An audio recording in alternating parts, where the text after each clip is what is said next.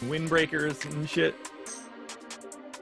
My parents would be like picking old cigarette packs out of garbage cans and shit. And we are live. Welcome to the NBA Deeper Dive. It is Tuesday, March 26th. I'm Josh Engleman. I'm joined by DK. We're brought to you by Sleeper.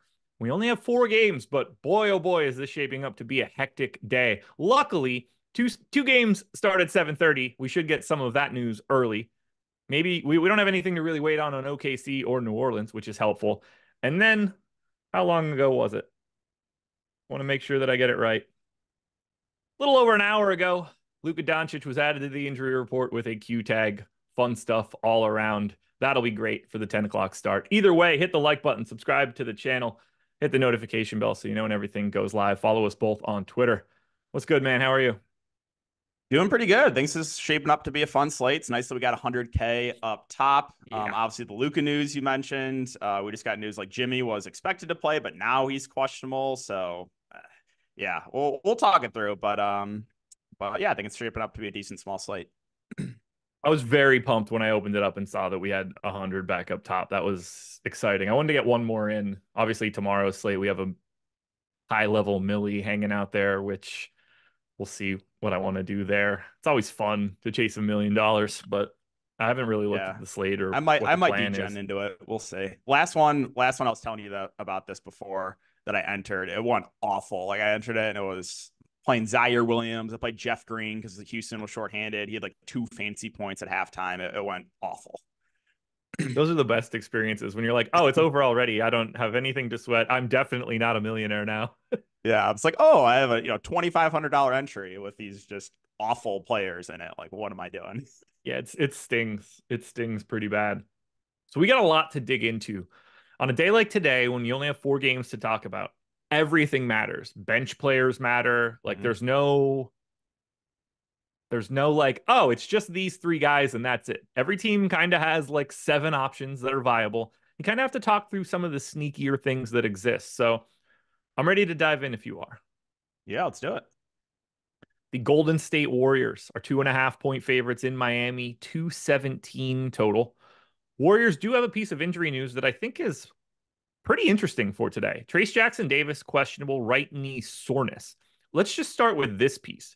If Trayce Jackson-Davis doesn't play today, who benefits the most? Well, I think you're gonna get at least one of Looney slash Sarge in the rotation. Yeah. They're both a flat min price. Now the issue is the last time this happened that Jackson Davis missed a game, I believe both Sarge and Looney played, but like they didn't play enough to be viable. So I think you would look to possibly take a shot at one of those guys, but as I said, the downside is like if they just play both a little bit as like the backup 5, then probably neither would pay off their salary. So on the 13th, they were without Curry and Draymond. That got us 17 minutes of Looney, 7.5 minutes of Saric. Otherwise, for this past 30 days, Trayce Jackson-Davis hasn't missed anything. Draymond hasn't missed anything. So we haven't had a lot of wiggle room on their bigs. So we're really heading back to sometime in February if we want to try to get an idea, which means all bets are off. Lucky for us, we'll know this out of the gate, but we won't know who the who's going to be like the bench guy that gets in. That's just going to be a complete roll of the dice. Do you think you'd be getting to Saric or Looney in that scenario? I think if I was to play one, it probably would be Looney. Just I think he fits this matchup a little bit better against Bam. So if you do get Jackson Davis out, Flatman price Looney, I think would be like playable in a large field tournament. I don't think in like higher stake stuff I would get to him, but I do think he would probably make my player pool if Jackson Davis gets scratched here. Both flat min today, if anybody is curious. Saric is power forward center eligible, Looney straight center. Let's just assume that Trayce Jackson-Davis is in for now. We could talk about the rest of the Warriors. We have 19% ownership coming into Draymond Green. Actually, I believe you just said that we got an ownership update right before we started, didn't you?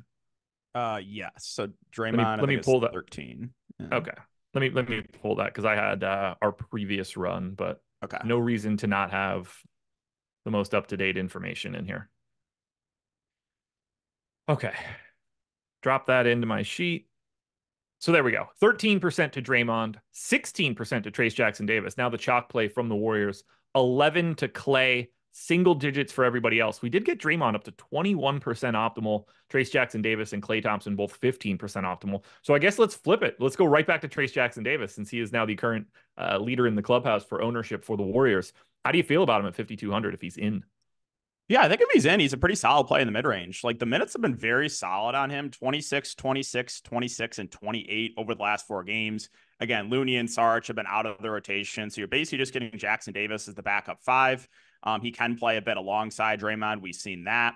So I think if Trace Jackson Davis is in, I agree that I think he's the easiest guy to get to. The only downside is he's only center eligible, but yeah, I think you would probably expect him to play his normal mid to high 20s minutes, and he would stand out as a pretty good point per dollar play if, in fact, he does play. Yeah, definitely a guy that you got to keep your eye on. They seem to be liking his minutes. They've certainly, over the last month, they have been ramping up from a month ago until now. Like he's playing more now than he was. So you feel good about it. How are you feeling about that ownership coming into Draymond? 6,300 power forward center. I'm under on Draymond right now. I was even more under until that ownership came down a little bit. But it's not that I don't like him. I just really hate this matchup. Miami, I have dead last in pace right now. They're eighth in defensive rating. Just seems like a pretty tricky spot for Golden State. Yeah, I think I'd probably a little under on Draymond as well. It's not the best spot. The price is there's a lot of guys in that price range too. We'll talk about that. I think I prefer. Not saying you can't get to Draymond. If you look at last game, they ran a 9-man rotation, and Draymond was actually the guy that played the most. But he was the only guy, or Clay cracked 30 minutes as well. But like the Kerr rotations recently have been a bit frustrating. Did you see Steph played less than 30 minutes last time out, and that was a competitive game? I did see that. What are your Yeah. thoughts there?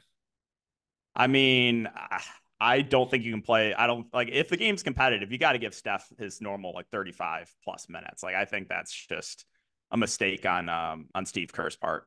Did you see his quote? I don't think I did. I think someone asked him, and he was like, "Oh, I didn't make a mistake or something, right?" Or what was the I'll exact read quote? I'll read this out. He said, Yeah. "We're trying to keep him around 30." Kerr said, "We're trying to get him as much rest as we can. We've played him a lot of minutes. Played him for 35 2 days ago. So as long as we're hanging in there, we wanted to limit him a bit. We can't expect to just ride Steph game after game after game. We've put the burden of his franchise on his shoulders for 15 years. We can't expect him to play 35 minutes. We've got 5 games in 7 days on this road trip." Wow. I mean, I disagree with that just because they're fighting for a playoff spot. Like I think, well, there's only like a few weeks left in the regular season, and they're sitting at the 10 spot right now. Like Houston's right there, so I don't They think are like Dunks and threes has them 50% to be the 10 seed, 22 to be the 9 seed, and 23% to miss the playoffs. Now, obviously, we can go to a betting market and get a little bit more dialed in for that, but I think it paints the yeah. picture of like, holy shit, this team is aggressively on the bubble. Why would you be limiting Steph Curry at this point? Yeah, it's one thing if they were playing him like 40 minutes a night or something, but like 30 minutes is that's not much for a guy of Steph's caliber. So, yeah, that does worry me a little bit. Obviously, with Steph, with that quote, like they're trying to keep him around 30 minutes on this trip. So this is game one of the road trip. Yeah, They're on a back-to-back. They play Orlando tomorrow. Then they're in Charlotte on Friday. And then they're in San Antonio on Sunday. So 4 games from today until Sunday, all on the road before they work their way back to Dallas on Tuesday of next week. It really does make it interesting thinking about Steph's minutes because it's like, okay, you look at this one and you're like, okay, my like 2.5 point line should be a competitive game. This would be the game you would expect Steph to get 35 minutes. But at the same time, you expect the game against the Magic tomorrow to be equally as competitive. You kind of want to give them those minutes too. You certainly feel like you could be a little light on those minutes in Charlotte. But if you're ever going to play Steph Curry more minutes somewhere, it's Charlotte. And then you get to San Antonio on Sunday. It's weird. yeah, it's a weird one, and I think with Steph himself, like he's not getting much ownership, but I kind of agree with it. If you just look at other guys in the price range, you have the Pelicans we'll talk about, CJ and Zion. You have Fox in that price range. You have Bam with, maybe now without Jimmy Butler. We'll talk about that in a bit. So he's not getting a ton of love right now, but Yeah. I kind of agree with it. Just with the rotation plus the matchup against Miami too. Like I certainly understand the appeal of wanting to go to Steph at basically no Yes. ownership on a four gamer. But at the same time, I don't think he should be pulling much more ownership. We have him 7% optimal, 3% owned. I think the 7% optimal makes a lot of sense for this, but that's still twice as owned as the field. You could play 10% of Steph Curry and not really impact the rest of your day, but still feel like you've got a decent enough stand for him. I'm not really getting there though. I find this entire Golden State team pretty difficult. I'm under on every single guy from Golden State. Yeah, I mean, it's just hard to look at Golden State and say like, oh, like I really want to play this guy, I really want to play that guy. Like plays around 10%, you're getting, close to 10% for guys like Podziemski, Chris Paul, around 5% for Wiggins. Like, yeah, these guys are playable, but looking at the price points, they just don't stand out. And again, we'll talk about other guys on the slate that are going to be, in that range, in the mid range, that are going to, stand out better plays. So I'm kind of in agreement. I don't think there's a ton that looks great. Again, Jackson Davis, probably the easiest guy to get to. And then maybe if he gets rolled out, like considering like a punt play like Looney. So for the Warriors, I think everybody is viable except for Moses Moody and Draymond, and yeah, not Draymond, and Gary Payton. Sorry. Definitely Draymond is valuable. Like clearly you can play Wiggins, clearly you can play Podziemski, CP3, Kuminga, Clay, Curry, Trace Jackson Davis, Draymond, all of that. Jimmy Butler ruled out. Oh, well, we got that early. Okay. We'll hash that one out shortly. I assume that doesn't really change anything to you from the Warrior side. No, doesn't really do much. Do you know why look, Podziemski wasn't in foul trouble last game? He only played 19 minutes and you saw like Gary Payton play 24. Do you know what happened in that game, or were they just like going the hot hand and stuck with GP2? Honestly, I don't know. Yeah. Yeah, they closed with everybody in the fourth, sort of very scattered at the end, except for Podziemski. He played a very little rotation at the start of the fourth quarter and then never saw the floor again. Did just play start of the first, start of the second, start of the third, which kind of makes me want to look at his rotations to see if he's been doing that a lot. I don't think so because let me look up the most recent game, the 22nd. Okay. See what it was. So he has been staggering like that pretty regularly, but the three previous games, he didn't start the fourth quarter. Um, I mean, his rotations are just all over the place, Yeah. Yeah, which it came in like checks midway through the out. fourth 2 games Yeah. ago. Okay. Yeah. And that's sort of the weird part of the Warriors in that, like, if Wiggins gets hot, you project him we have him for 26 minutes. You're not surprised if he gets to 29 if it's a good Wiggins game. Like, every one of these guys can wiggle by 2 or 3 minutes, and you just kind of want to be on the right side of the wiggle. Yeah. Because Agree with that. I don't think Steve Kerr gives a single shit who's playing at the end of the fourth quarter, except for the guys that he thinks should be playing like in the moment. Yeah, like Other than again, the curve. Steph. Yes, like Steph and probably Draymond, and then it's like, oh, he's gonna go with whoever's playing the best, most likely. Yeah. Like, I don't have any Wiggins. I wish I did. I have a relatively limited amount of Podziemski right now. Don't know how I feel about that. Kuminga sitting there at 6,600, which feels like a pretty good price, but he just kind of looks like another guy on this slate. I'm really surprised we have four guys into north of 10% optimal. Like, it doesn't appear to be coming out of any of my work like that. Yeah, I expect that to drop, obviously now with that Jimmy Butler news. And then we'll see about Luka too in the late game. All right, you want to just hash through Miami like the real way? We're going to be taking Jimmy Butler off the floor. Yep. So let's hypothesize what the starting lineup is going to look like today for Miami. Last game that Jimmy Butler missed was a back-to-back set on the 17th and 18th. Now, Nikola Jovic missed both of those games as well. Duncan Robinson was in for both of those games. But the most minutes that were played were Rozier, Bam, Duncan Robinson, Jaime Jaquez, who I have to add for this spot. Questionable on Jaquez, questionable Kevin Love, questionable Caleb Martin. Maybe we can't even really dig into Miami all that much, but let's guess. If everybody else is able to play, So Kevin what Love is is your out assumption? too, by the way. Did that just happen? Yeah, they got it like right when the Jimmy news, but we don't know about Jaquez and Martin yet. Okay, I never got the alert on my watch, oddly enough, but I see it there. Okay, so Kevin Love dead, good. Jaquez, Martin less so. So we're gonna get Terry Rozier, obviously. We're gonna get Bam Mm-hmm. Adebayo, obviously. Yep. No way around it. Patty Mills, I assume, is still going to be starting. I don't. That's just gonna happen now. Who are the final two starters for today? Is that Jaquez Highsmith? Is that I think Jaquez I Jovic? think Jaquez Jovic would be my guess. Because I believe when Jimmy Butler was out, they were starting Jaquez. Like when was the most recent game Jimmy Butler out? I'm pretty sure 17th and Jaquez. 18th. Okay. And in Um, those games, we got 26 minutes out of Highsmith in both of them, yeah, but no Jaquez, yeah, he Jovic. started those games 35 minutes in both. So, No Jovic in um, both of those games, though. But now we're dealing with Duncan. yeah. I don't think we have like a good map because of Duncan Robinson. Yeah. Um, so you probably, yeah, my guess is Rozier, Mills, Jaquez if he's in, Jovic, Bam for the starting lineup. Thomas Bryant just getting backup center run to Bam. Yep. Okay. So let's think this through. And then you would get what? Highsmith off the bench, DeLon Wright off the bench. That's eight. Do they even play ninth guy? Like maybe a little Jamal Cain or Swider. I don't know. They might run an 8-man rotation. So on the 17th and 18th, they went nine guys. And that seems to be their preferred option when we start getting some of these guys out. Mm-hmm. Highsmith, Bryant, Mills, Wright, Jaquez, Martin, Adebayo, Rozier is eight. Ooh, Jamal Cain or Swider is like 8 minutes or something as like an eight Yeah, and a that's half my guy, guess. probably. Like they just throw a few minutes at one of those guys. Yeah. Obviously, they can consolidate even more if they really wanted to. This would be the type of Mm-hmm. matchup that I wouldn't be surprised if they wanted to do that. Yeah, So they now that we have have, in the go ahead. past.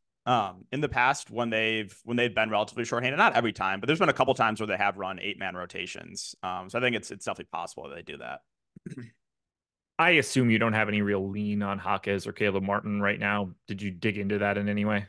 Um, no, I think ownership would probably play a role. I was taking a look at like rates with Jimmy and Hero off the court.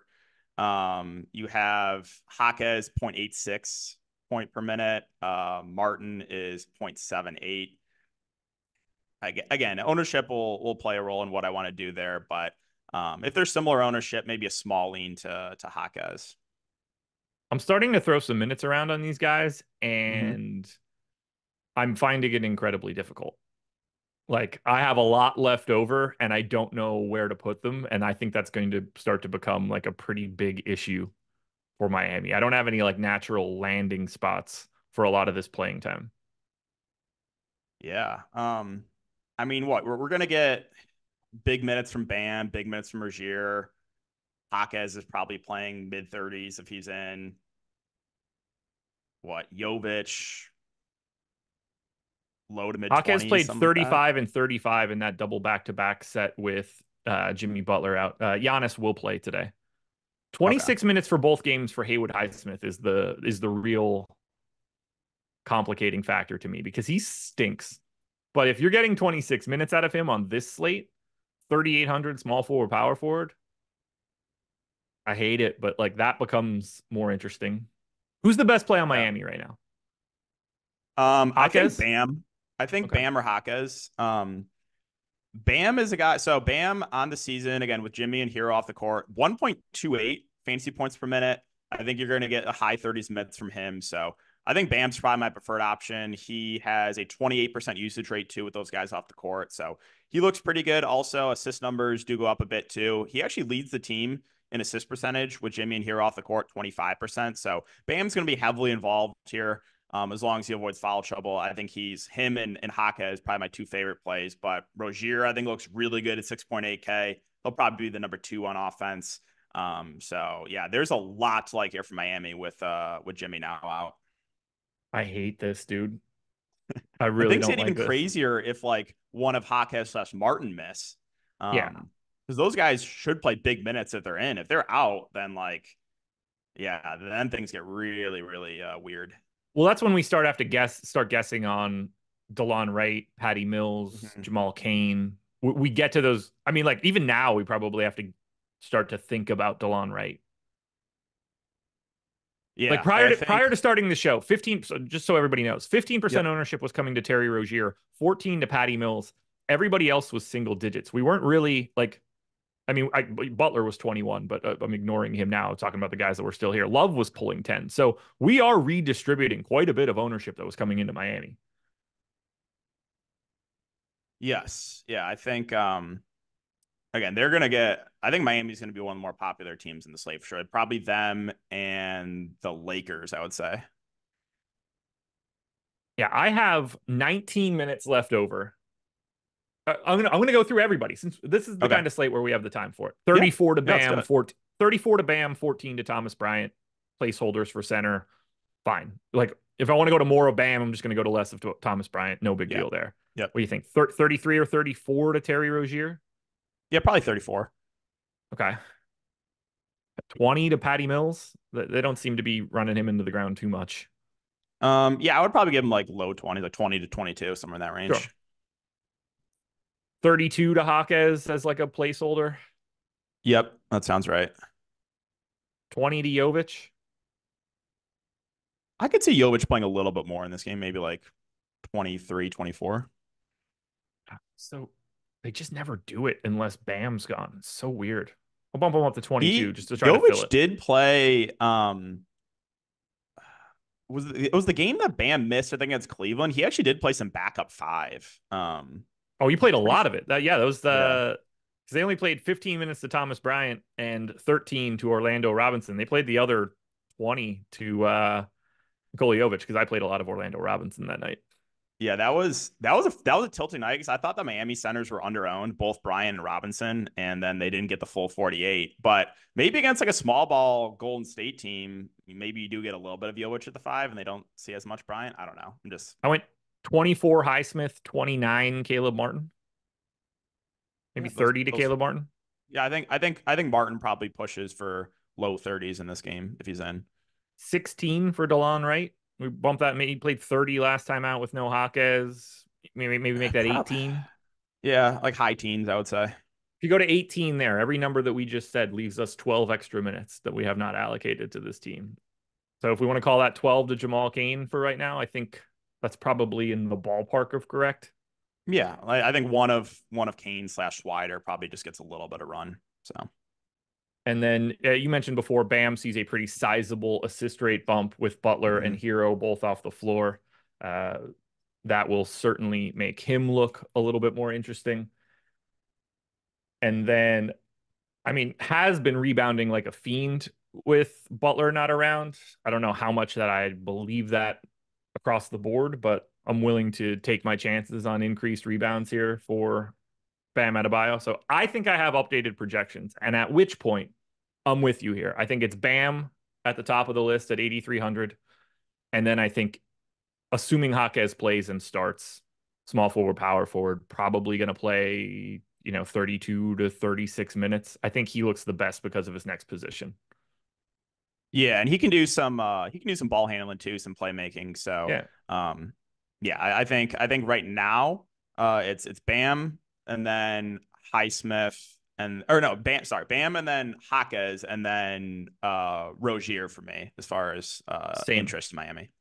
Same. And then I have Caleb Martin fourth. And then I think you take a I think those four are separated from guessing on the rest of them, whether that's DeLon Wright, Highsmith, Jovic, Mills.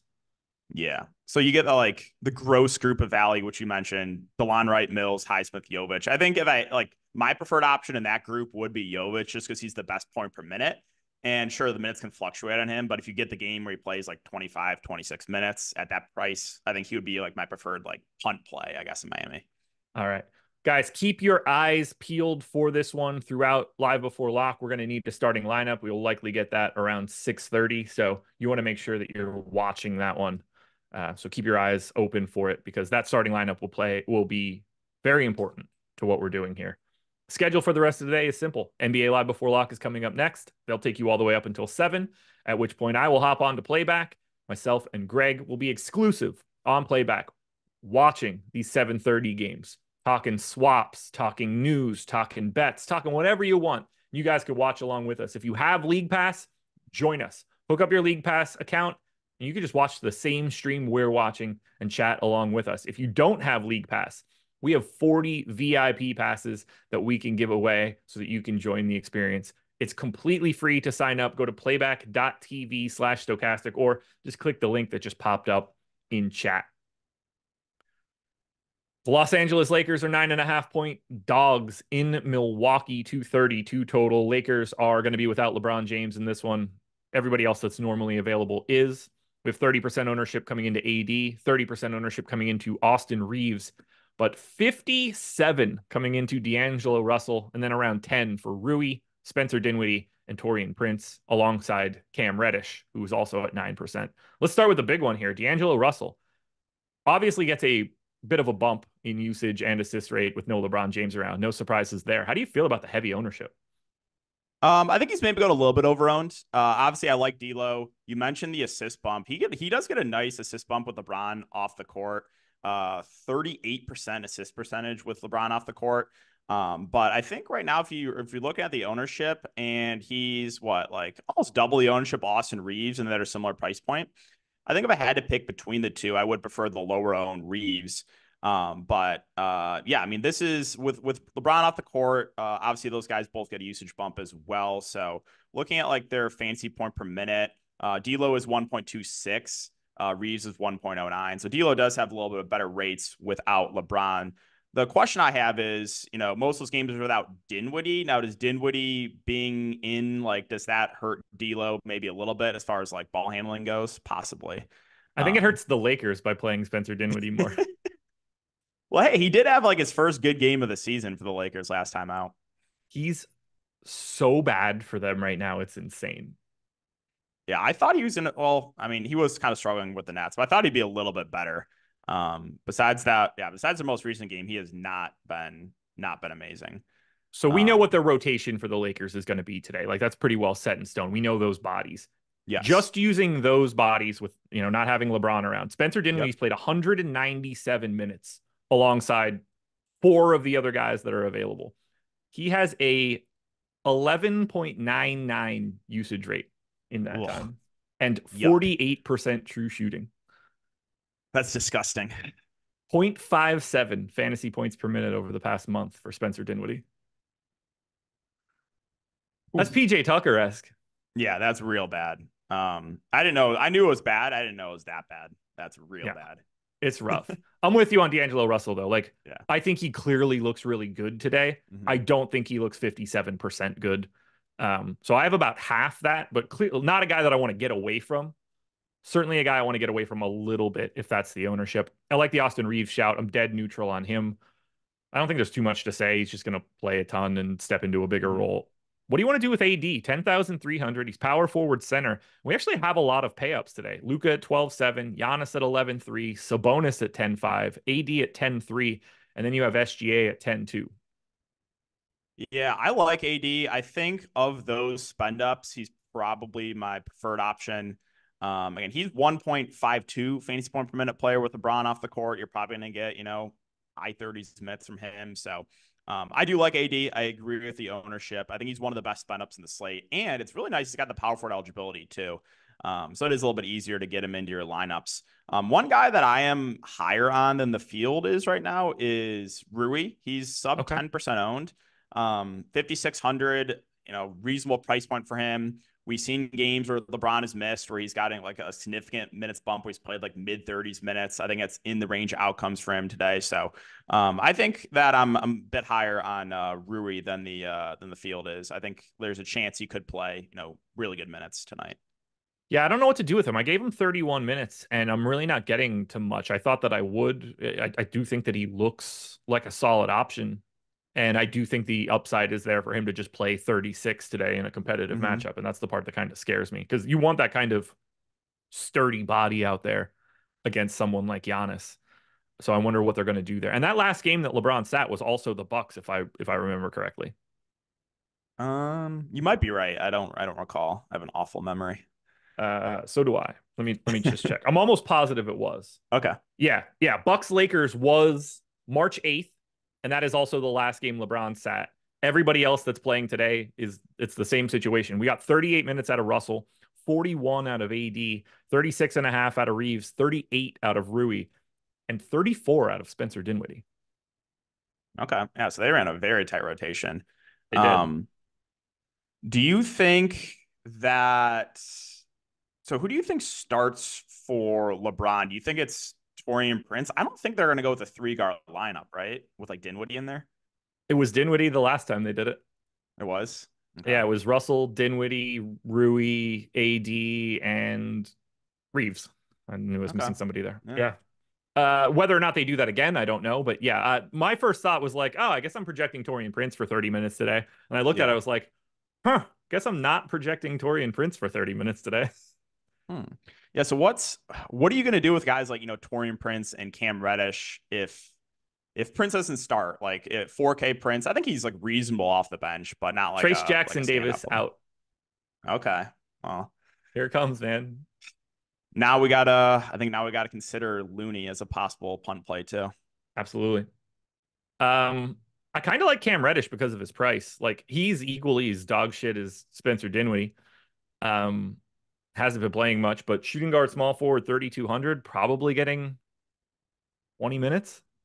Mm-hmm. Played 23 yesterday or 2 days ago, rather. No Russell. Played 19 and a half with no Taurean Prince on the 22nd. Didn't play the 4 previous games because everybody was in. Played 15 the day that LeBron was out. So, something in that like 16 to 22 range is sitting right there. I kind of think he's like my fourth favorite play on the Lakers. Yeah, I mean it's gross, but the price point makes him viable, right? Like he doesn't need to do a ton to pay off that salary. I guess the only like concern with a guy like Reddish is I do think like Christie will be in the rotation, and like I don't think like they need to play Reddish those minutes. Like if Reddish is struggling, they can just go to a guy like Christie. So that's like the only downside is like I don't think like the minutes are necessarily like locked in for Reddish. Yeah. They gave Christie 3 minutes in that Bucks Lakers game in the beginning of the month. So, I mean, the volatility there is just a real unfun piece of this. I think it's Yep. I think it's AD, Reeves, Russell are overwhelming priorities for the Lakers. And then after that is where you kind of have to like pick your lane and go that direction.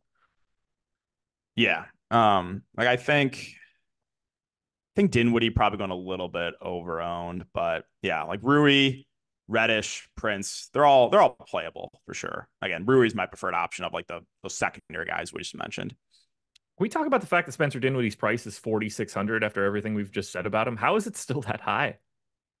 Yeah, he was 3,600 last slate. So I got the Okay. $1,000 jump. I wonder if he didn't have that good game, if the price would have just stayed like the same. He'd Um, be, or maybe they were sniffing out the fact that LeBron wasn't going to play and they preemptively mhm, bumped that price too. yeah, But I mean, if he were 3,600 right now, he'd be 40% owned. yeah, he would be pretty popular for sure. Let's be happy that that didn't happen because I would rather not have to make that decision. Yeah, I would rather not roster Spencer Dinwiddie. On the Milwaukee side, we have 10% ownership to Portis, 10% ownership to Dame, 10% ownership to Giannis, 15 to Pat Connaughton, and 17 to Chris Middleton. A little bit to some of these other guys. I don't have anybody that just immediately like jumps off the page for Milwaukee. They kind of all look very similar relative to salary for me. Do you like anything specific from the Bucks? Yeah, I think Middleton's probably my favorite option. I was a little bit surprised because he was out for a bit with that injury. He was out for like over a month. And then his second game back, he came out and played 33 minutes, which is a really good sign. Most recent game only played 27, but that was a blowout. So I think Middleton's probably my favorite option. Right now, he is getting the most ownership, but reasonable price point there at 6.7. And I think he's going to play 30 plus minutes as long as this game stays competitive. Obviously, he's been involved offensively. He's second on the team in potential assists over the last 3 games, outpacing Giannis, 10.3 potential assists a game in those 3 games. So I think Middleton's probably my preferred option, easiest guy to get to. And outside of that, Dame, He's getting about 10% ownership. I don't really have any strong takes there. Obviously, he can pop off any single time. Giannis at about 10%. I think I would prefer Anthony Davis on the opposite side, but that doesn't mean you can't play Giannis. Like, Giannis has a very high ceiling. It's not like the Lakers are amazing defensively. So, any of the main three guys I think are in play, but Middleton, my preferred option. A little bit tougher to get to anyone else. Portis, about 10%. I think there's other guys in the mid range I'd rather get to.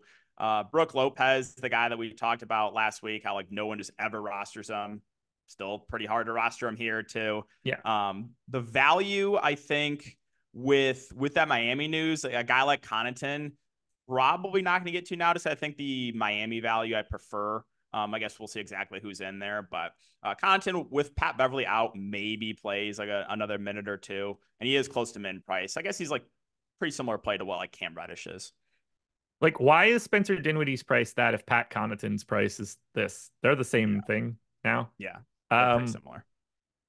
Quote from Anthony Slater, I believe the beat writer for the Warriors, but he could just be an ESPN guy. I don't remember any longer. Trace Jackson Davis is out tonight in Miami per Kerr, knee soreness. Kevon Looney will get the backup center minutes.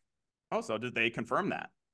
Well, they definitely said that information. Whether or not Steve Kerr actually sticks to that plan is a completely different conversation point. But they are giving us Looney as a projection item. So, yay us. Yeah, I've The like tough part 10% of is, Portis, 10% of Lopez, 10% of Lillard, 10% of Giannis, 10% of Connaughton, around 10 to Malik Beasley. I have 21% of Chris Middleton, so we're on the same page there. yeah. It's like they're just like they're really unappealing to talk about. They're the same team they always are. Even with no Pat Bev, like it doesn't matter. It's like, okay, cool. We're just gonna give AJ Green 14 minutes and we're gonna keep moving. Right. Like I don't think that's like that really moves the needle for me with Pat Beverly No, being out. no, I don't think so either. I don't have any like I don't have an individual guy I want to talk about from Milwaukee. I think I just like whoever fits is cool. I probably have one in everything I'm building, but not much more or less than that. I don't like it. I don't like it. I thought I was gonna get a lot more Milwaukee here, and it's just not happening. Yeah. I don't think I have anything really else to add. Yeah. They're just kind of like, yeah, they're secondary plays. Middleton my preferred option, but that's really it. Up to $500 on your first deposit when signing up at Sleeper using either the link that pops up in chat or the one that is in the description of this video. First and foremost, get the bonus money while you can everywhere. Any place that you can scoop that kind of stuff up is going to help you in the long run. It'll build you a bigger bankroll. Think of it like a 401k deposit match at work, if you guys understand what that means. Wink, wink. Um, we have Sleeper in Odd Shopper.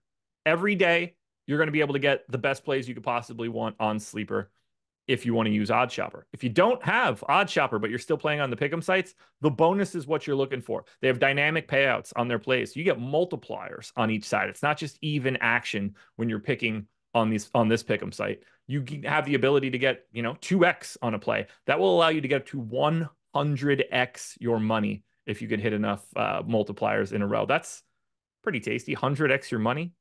It's as big as it is anywhere in the industry on any of the pick'em sites. They've got the biggest bonus and they have the biggest potential payouts anywhere that you can find them. All you have to do to sign up is click the link in the description or the one in chat. But my recommendation, do that and grab yourself Odd Shopper as well. You don't want to leave any money on the table. And Odd Shopper is going to give you plays when you don't really see them coming. Probably a lot of unders. You're not going to enjoy cheering for it, but you will likely have more money in your account when you're done. Man, I wish that Brandon Ingram was healthy for this one because this would be a hell of a game. OKC, 1-point favorites in New Orleans, 223 total. Oklahoma City is at full strength for this one. Pelicans are going to be without Brandon Ingram. 18% ownership to Dort, 18% ownership to Jalen Williams, 10 to Giddey, 10 to Chet, 5 to SGA. We want to have an SGA conversation? Why? So he's the Steph of the Thunder today? Yeah, I mean, for me, if you're gonna pick like one of those contrarian guys to spend up for, I would much rather go to SGA. I'm a little bit surprised. I know it's not really the best spot, but I think for me, I would rather have low owned SGA in the slate as opposed to low owned Steph. I'm nervous that this game is more for the rest of OKC and not for SGA because of the presence of Herb Jones. Yeah, it is a little scary, obviously, the matchup there. But And yeah, yeah, just like reasonable price point. Like the price is dropping in him. He's 10.2, so Yeah, I think he's a pretty good contrarian play. I wish I had more of them. We have them 11% optimal, 5% owned. That's some pretty nice leverage at the top end. Mm-hmm. I have an overwhelming amount of De'Aaron Fox, which we'll get to in a bit. So that is Okay. blocking me out from getting to Shea right now. Doesn't make me feel good. The guy that I'm getting too overwhelming here is Lou Dort, same as it was this morning, 4,200, small forward only, 18% owned. We have him 18% optimal, which is the high mark for anybody from OKC. It's just a position thing. The position is absolutely dead, and he's going to be out there playing real minutes. Now, I expect this to look a little bit different now that Miami is freeing up some wing Mm-hmm. minutes. Yeah, I think Dort's like a totally reasonable value play. Ownership probably will drop a bit, but cheap enough price point, firmly in the rotation. Probably plays close to 30 minutes. He's fine. I think my favorite play though on Oklahoma City would be Jalen Williams, sub Yeah. 7K. He has since returning from break about a 25% usage rate, and he is 1.16 fantasy point per minute player again since returning from All-Star break. So um, sub 7K price, should play low 30s minutes or so. I think he's probably my preferred option here in Oklahoma City. I don't mind getting to Giddey too. He's 5.8. The issue with Giddey is just the minutes, like they're all over the place. But as I always say with him, he is a good point per minute player. And if you do get the game like last time where he plays 29 minutes, well, he could absolutely smash. So he's relatively low owned, just under 10%. So I think he's playable as well. But Jalen Williams, I think the easiest guy to get to there for me at 6'9". He's in 19% of my lineups. That was the second most exposed Oklahoma City Thunder guy. Relatively limited to the rest of these guys. Just 6% of Chet. I only have 2% of Giddey. I don't have a single share of SGA. I'm terrified that I don't have this game because I would not be surprised. Like, this should be competitive. I wouldn't be surprised at all if every starter played an extra minute or two in what is sort of like a playoff preview type game. But I think it's just the fact that the Pelicans don't play very fast and they've got a good defense. It's really limiting the Thunder. Yeah, like what's the what's the total in this game right now? I'm guessing not super high. 223. Okay. Yeah. So again, not necessarily the best spot. So I think if it was a different matchup, that would probably be getting a bit more ownership. Now, if we hop over to the Pelicans side, a little bit different. They get the benefit of the pace of the Thunder, who are top five as of late. And this is where we're getting all of the ownership. 185% ownership coming into the Pelicans. This was number one prior to the Miami news. 30 to Joval, 30 to Alvarado, 30 to Najee Marshall, 20 to CJ McCollum, 20 to Larry Nance, 20 to Trey Murphy, 20 to Zion, and another 10 to Herb Jones. Who's your favorite play from the Pels? I have some strong takes here. I really like this team. I think my two preferred options would be the two stars in this team. CJ about 20%, Zion about 18%. Listen, this team, they're going to run an extremely tight rotation. Last two games have basically been an 8-man rotation for the Pelicans. You did see Jordan Hawkins play like 6 minutes in the first half in the most recent game, but then he didn't play at all in the second half. So I'm expecting a lot of run for these main guys.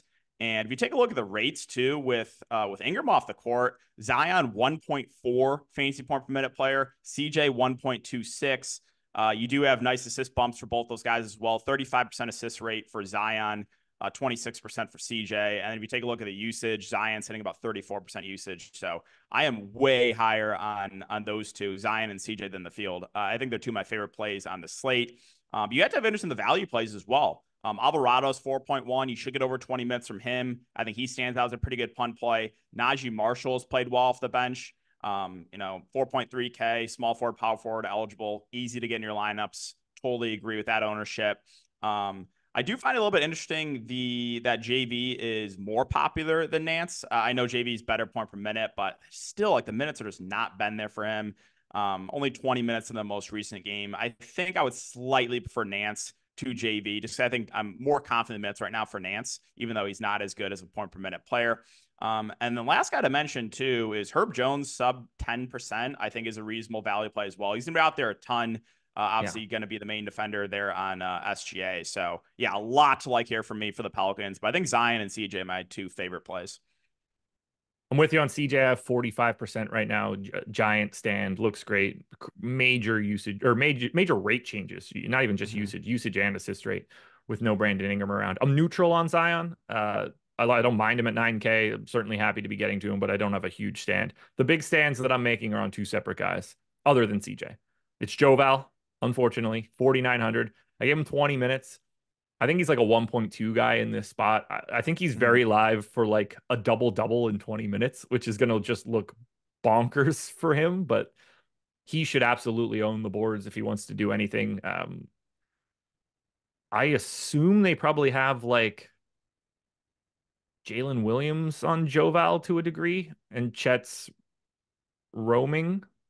You Yeah, can't put like you maybe. can't one-on-one guard Joval with Chet. He's going to be off. He'll be on somebody else, would be my guess. Yeah, You probably but put Chet on JV like Herb should. Jones. Yeah, Chet when will he's probably be on out Herb there, he Jones. should be able to dominate JV.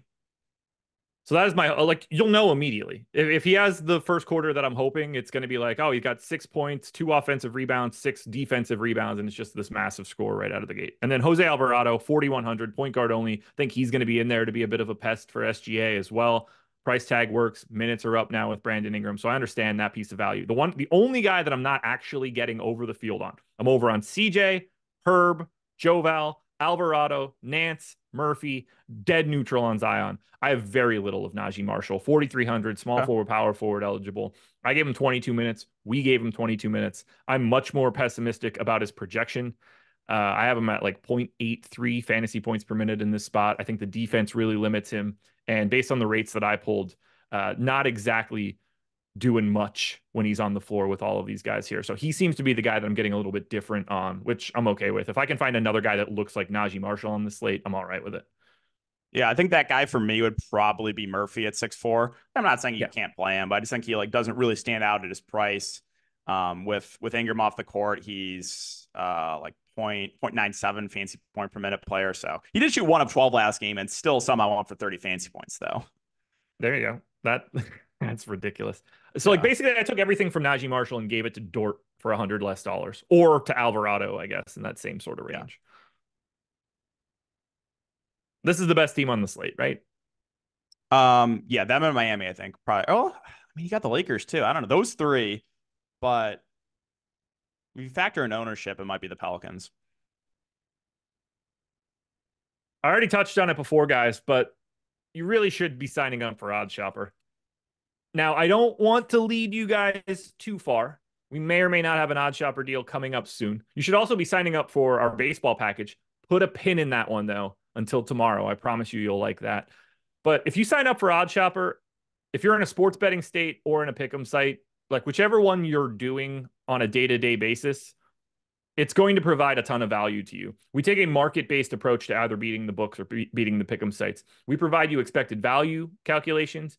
We provide you expected win rate calculations. You can use our parlay builder and just grab all of those expected value plays, put them together so you have all of the data there. We have optimizers for prize picks, underdog, pick six, jock market, sleeper, better. It's all right there if you want to build out those cards. We have odds boost evaluation, so you can find out if those odds boosts you get from whatever sports book you're using, if that's even worth taking advantage of.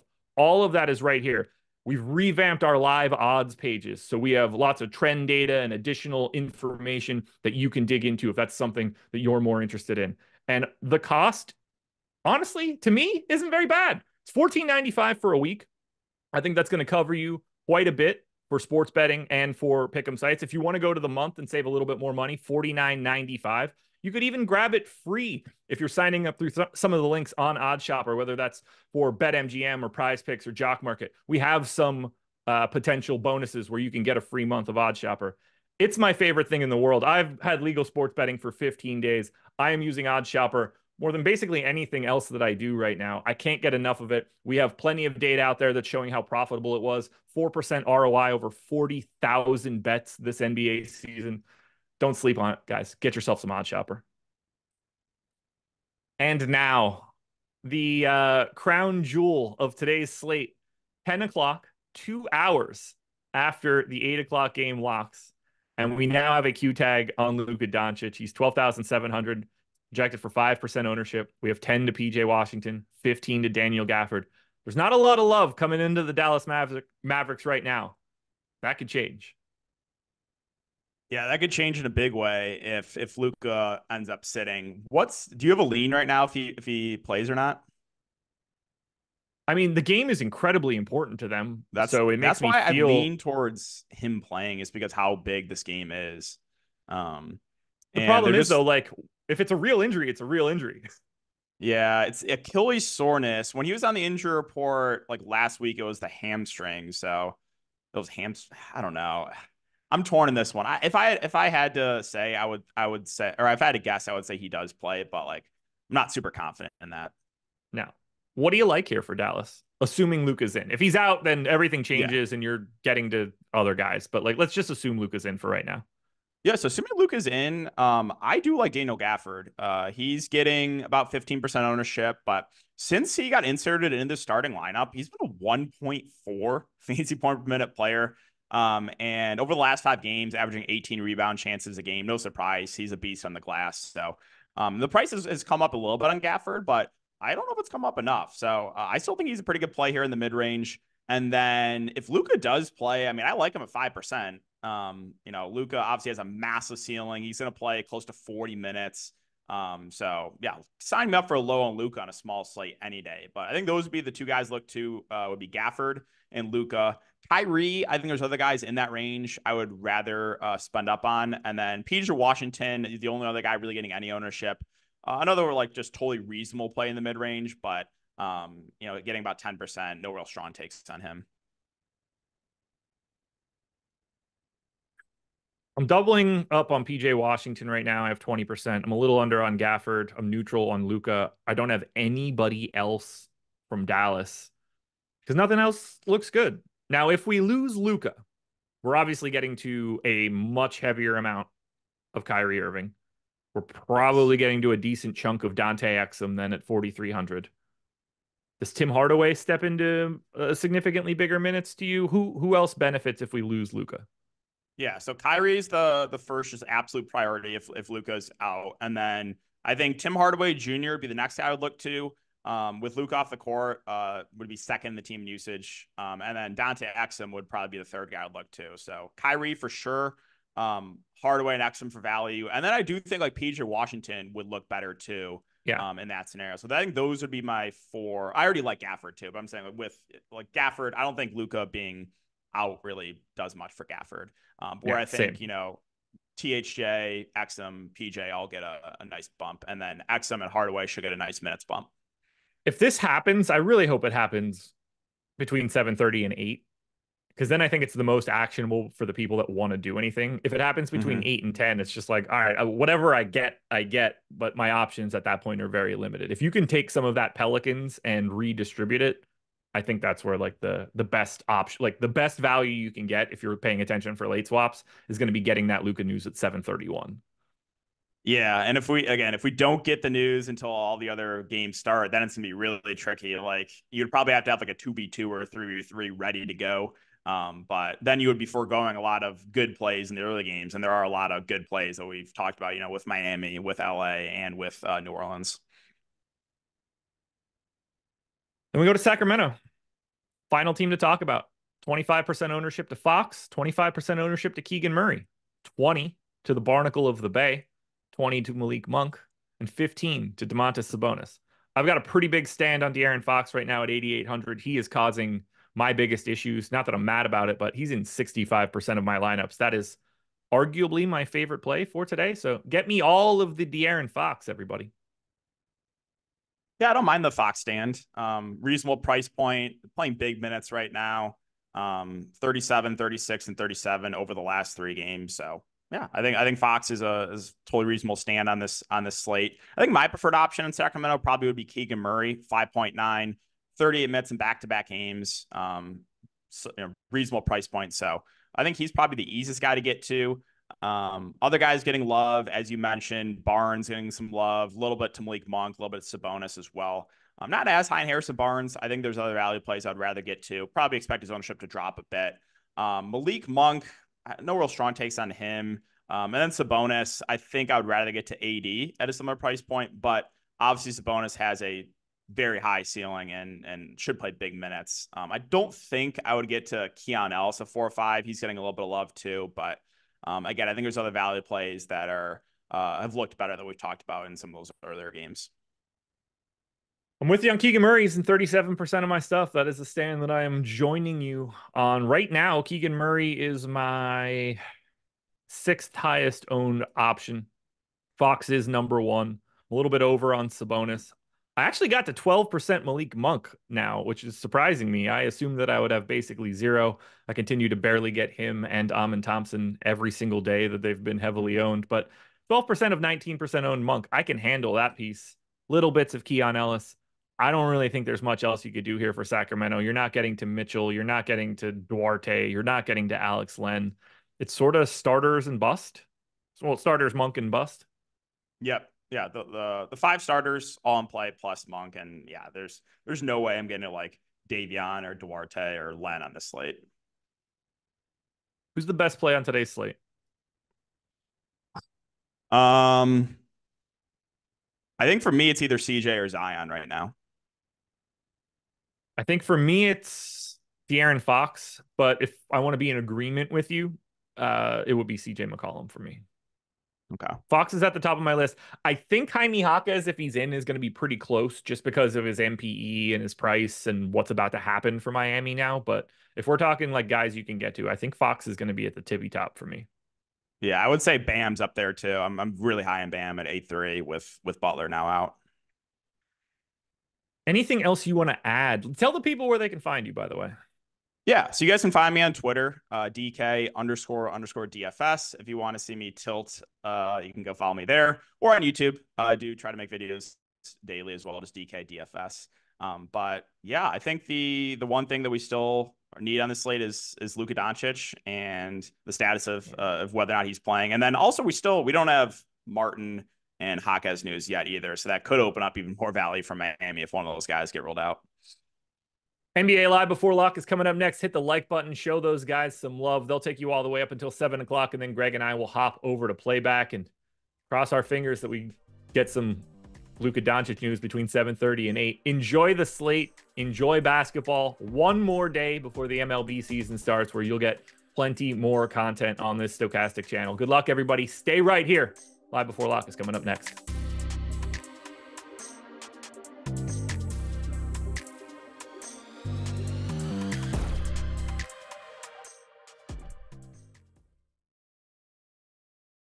And we are back for another edition of the Stokastic Hall of Fame, and we've got a ton of them today, so buckle up, fellas, we're moving fast. And if you ever want to get involved, get a free month of any Stokastic subscription that you want up to $200 and get the shout out, inducted into the Stokastic Hall of Fame. All you got to do is download the Stokastic profile picture at stokastic.com/avatar and tweet your wins at Stokastic HOF when you finish top 3 in a field of 5,000 or more. Does not matter what the entry size is. Let's get it started. Hip Hop Lyrics found you guys during the Madam Sims, been hanging out ever since, turned 5 cents into $2.50, but more importantly became a Hall of Famer. Shout out to the lineup generator. Yes, sir. Shout out indeed. Namdi back at it again, took down the 5K Minimax, getting back on the heater. Thanks Eric and Greg for the Houston Green call to put me over the edge. Best tools in the business. Dave Oliver, thank you guys for your great NBA breakdown and Sims. Elway's Army, we removed 2 of them because there were too many. That guy's just on an absolute tear. And John, yesterday's night slate was a good one. Keep up the great work. Followed by Breland, Worthy, solo first in the Minimax last night for 1K. All thanks to the Stokastic Sims and insights on Live Before Lock. Keep up the good work, fellas. Fully loaded. Awful run out for me on Underdog, dropping from 2nd to 10th place on the final Fox basket. On the bright side, my process is improving on DraftKings, and it's all thanks to the Stokastic Sims. A free month of Stokastic makes tonight suck a little less. Thanks, Stokastic. And our own Nolan Kelly Spud Kelly, started playing NBA DFS a week ago, finished first in the Minimax tonight, thanks to the Sims. If I can do it, anyone can with this tool. Justin, the Stokastic Sims tool, theme here, does amazing work. Almost 18,000 entries. Stokastic takes the top 6 and 8 of the top 10, all myself and Ugly Lovely. I wish I would have signed up sooner. Brandon Weber wasn't top spot, but good enough for the Hall of Fame. Yes, sir, it is. And a random human. Hey, guys, thanks to your Sims, I was able to make some last-minute changes after waiting for that lineup to come out. Wasn't looking too good early, but gotta trust the Sims chopping first place for a random human. And the champ 0824. Normally, I'm single entry 20 max guy. First time 150 maxing and shared third. Tools are the truth, but honestly, the content second to none. Shout out to all the boys at Stokastic. Cheers, fellas. Anthony, Thanks to Stochastic, absolutely crushed it last night. Took 4 of the top 5 spots. Bam, great start to building my bankroll. PG18, Sims Tool, keep crushing the showdowns. I love it. Nice way to start St. Patrick's Day. Cheers. And then Trill Russell finished in second place in the NHL Quarter Jukebox for a free month of the Sims package. And our own Tom Kennedy, when you entered last minute and forgot to diversify, well, it worked out. First and second place for Tom in the NBA shots. 6th and 7th, as a matter of fact, too. Avatar in there with Stochastic in 5th place on top of that. Wayne, 2nd, 1st in 3 weeks on the Minimax. Thank you, Sims and the hosts. Thank you. Time for the 100K. Jay, hey guys, 3rd, 1st place win since the All-Star break resumed. Lineup generator does it again. And Shoon Times, huge takedown on my second day at Stochastic, off $60. Best ever. Thank you. Yeah, monster wins for Shoon Time on only $60. And Andre Harrison, night slate wins. Sims came through in a big way. Hauser raining those threes. Almost 3K for Andre on that one. Whiteout 83, $10,000 win using the Stochastic NHL Top Stacks tool. Thanks. Built the lineups. Well, not going to read that, but congratulations to Whiteout 83 and Endless How. Endless. Fun sweat tonight on the late slate. Thank you, Stochastic Tools and crew, as always. Another $3,000 win in the Micro Max. Gotta love it.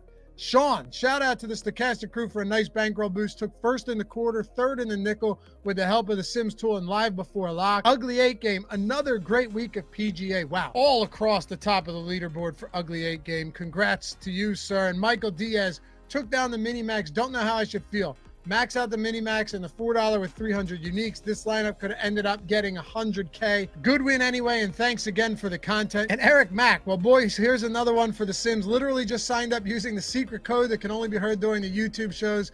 Thought I was in the top 3, but looks like I ended up in 4th by 0.3 after a stat correction.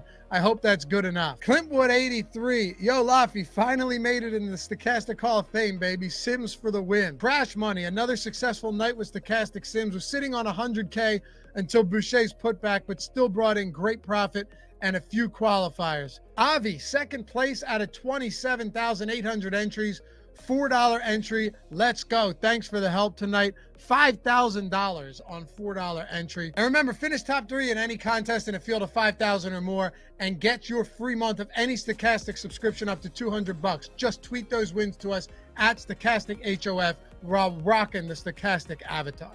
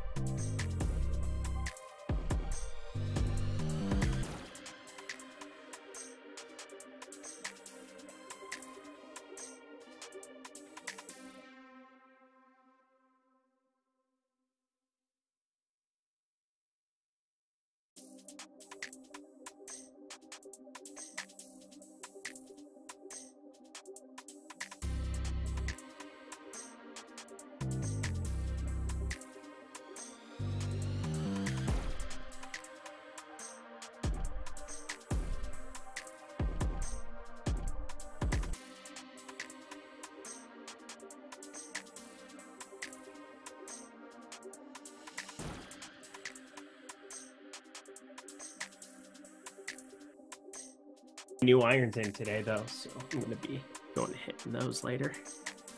Taking those. Yeah, buddy. I like how you're in the baseball spirit, Jordan. He's ready. Do you want to go to the game Thursday, Jordan? What is happening? It would be a very long plane flight for me. What is happening, everybody? Welcome to NBA Live Before Lock. And we've got an interesting slate today because we've got Jimmy Butler.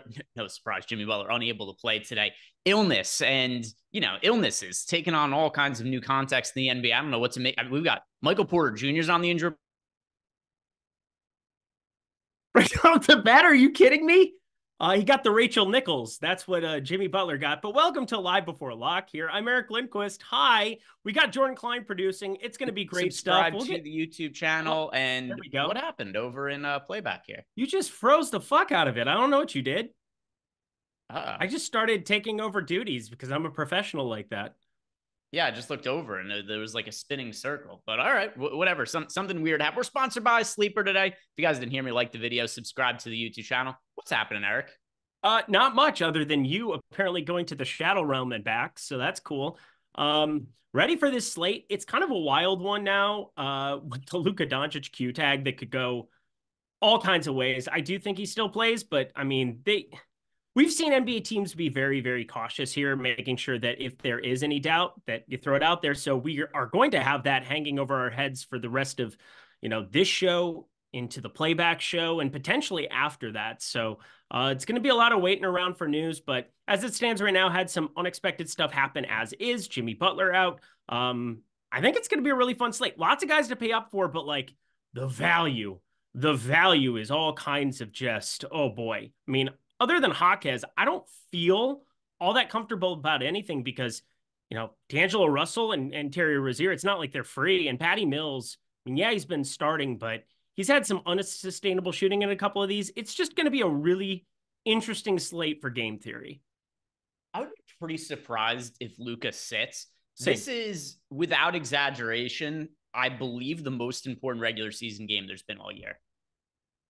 Without exaggeration, most important. Let me pull this up because, I mean, obviously, I'm pretty heavy. I have a couple of futures, and then I have a second half win total that I've been paying pretty close attention to in the Western Conference here. Looking at Dallas 7th. Yeah, no, this is a gigantic one with 6 and 7. I think this is the most important regular season game there's been of the entire season at this point. The winner is going to be the 6th seed in the West as of now, and the loser is going to be the 7th seed. That's the difference between being in the play-in game or having an outright playoff spot. So I think Luka plays today, even if he's not 100%. I think they would push him to go play. So that's where I'm leaning. The Heat situation is, I mean, obviously the Luka one still matters, but the Heat situation, I don't know what to expect there, considering that Jimmy Butler's already been ruled out, and then we've got Jaime Jaquez Jr. and Caleb Martin on the injury report. So these two different situations, both could potentially open up value. I'm pretty confident Luka plays. I don't have as much of a read on the Miami situation unless you do, though. No, I don't have a ton here on the Miami situation. I mean, Jaquez, if he plays, is going to be very, very popular, rightfully so. If Caleb Martin plays, he's going to be very, very popular, rightfully so. And if one of them sits, it becomes like a de facto jam of the other ones. So I know Haywood Highsmith completely went bonkers last time out. It is what it is. But somebody also said that I haven't looked to the schedule here right now because on Thursday, there's only 2 games. Tomorrow, we know that neither of these teams can be on a back-to-back because that would be quite literally impossible for them to play 3 in a row, or the NBA would really hate their players more than they already do with these back-to-backs. But apparently they play again on Friday. I do think that adds another layer to it where Dallas and Sacramento in Sacramento yet again. Do we know which one has the tiebreak entering tonight? Well, if they go 1-1 in the games, then nothing changes. The Kings have the tiebreaker as of right now. Okay. If the Kings have the tiebreaker as of now, if they go 1-1, the Kings would have the tiebreak coming out of Friday, correct? Correct. Okay. So then that definitely does have me thinking Luka plays. If it were something where Dallas had the tiebreak no matter what, they might look at a split. If, you get 3 days in Sacramento, go do some wine tasting and go kick it, gentlemen. But I do think that because Sacramento has the tiebreak, you're probably Dallas wanting to play this one full strength back-to-back. Yeah, so we've got a really high leverage game there, which I'm certainly looking forward to from a real life standpoint. And then we've got this situation with the Miami Heat where Jimmy Butler's already been ruled out. And I don't know what the starting lineup is going to be for multiple reasons. Like we said, we don't know if Martin and Jaime Jaquez are in. They've changed their starting lineups a ton for these scenarios this year. But as things stand right now, who are the players from the Heat that if the slate started right now, you would be getting to? I know I'd be getting to Rozier. I know I'd be getting to Adebayo. I know that I'd be getting to, again, if we knew they were in, Jaquez and Martin.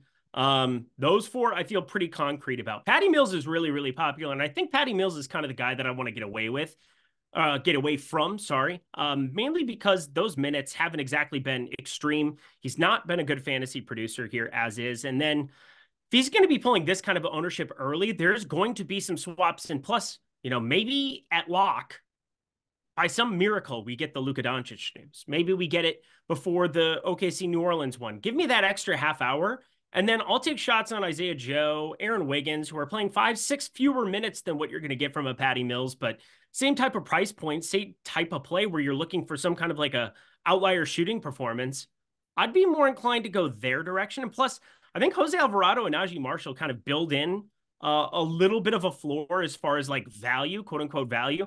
Being at like the 4K range right there, bottoms of the 4K range, I like getting to both of them as like a emergency situation and just getting away from Patty Mills at this kind of ownership. So I know one thing we do a lot is we talk about the plays that we like on this show, and we kind of get in the habit of that. I am strongly undercutting Patrick Mills if the slate were to start this moment. The problem is, because I mean, it's not like we project Patty Mills all that well. The problem, though, is that this is a 4-game slate with fairly limited value, and there aren't a lot of other cheap guys to get to, which is why I end up, at least as of right now, kind of in line with the field on Patty Mills. Somebody in chat, I don't think this is a terrible point, but here's why I disagree. Yo Daddy Now said Patty Mills gets no fourth quarter action. Jimmy Butler's out today. It's a totally different scenario. I still think that more than likely you're not looking at Patty Mills closing.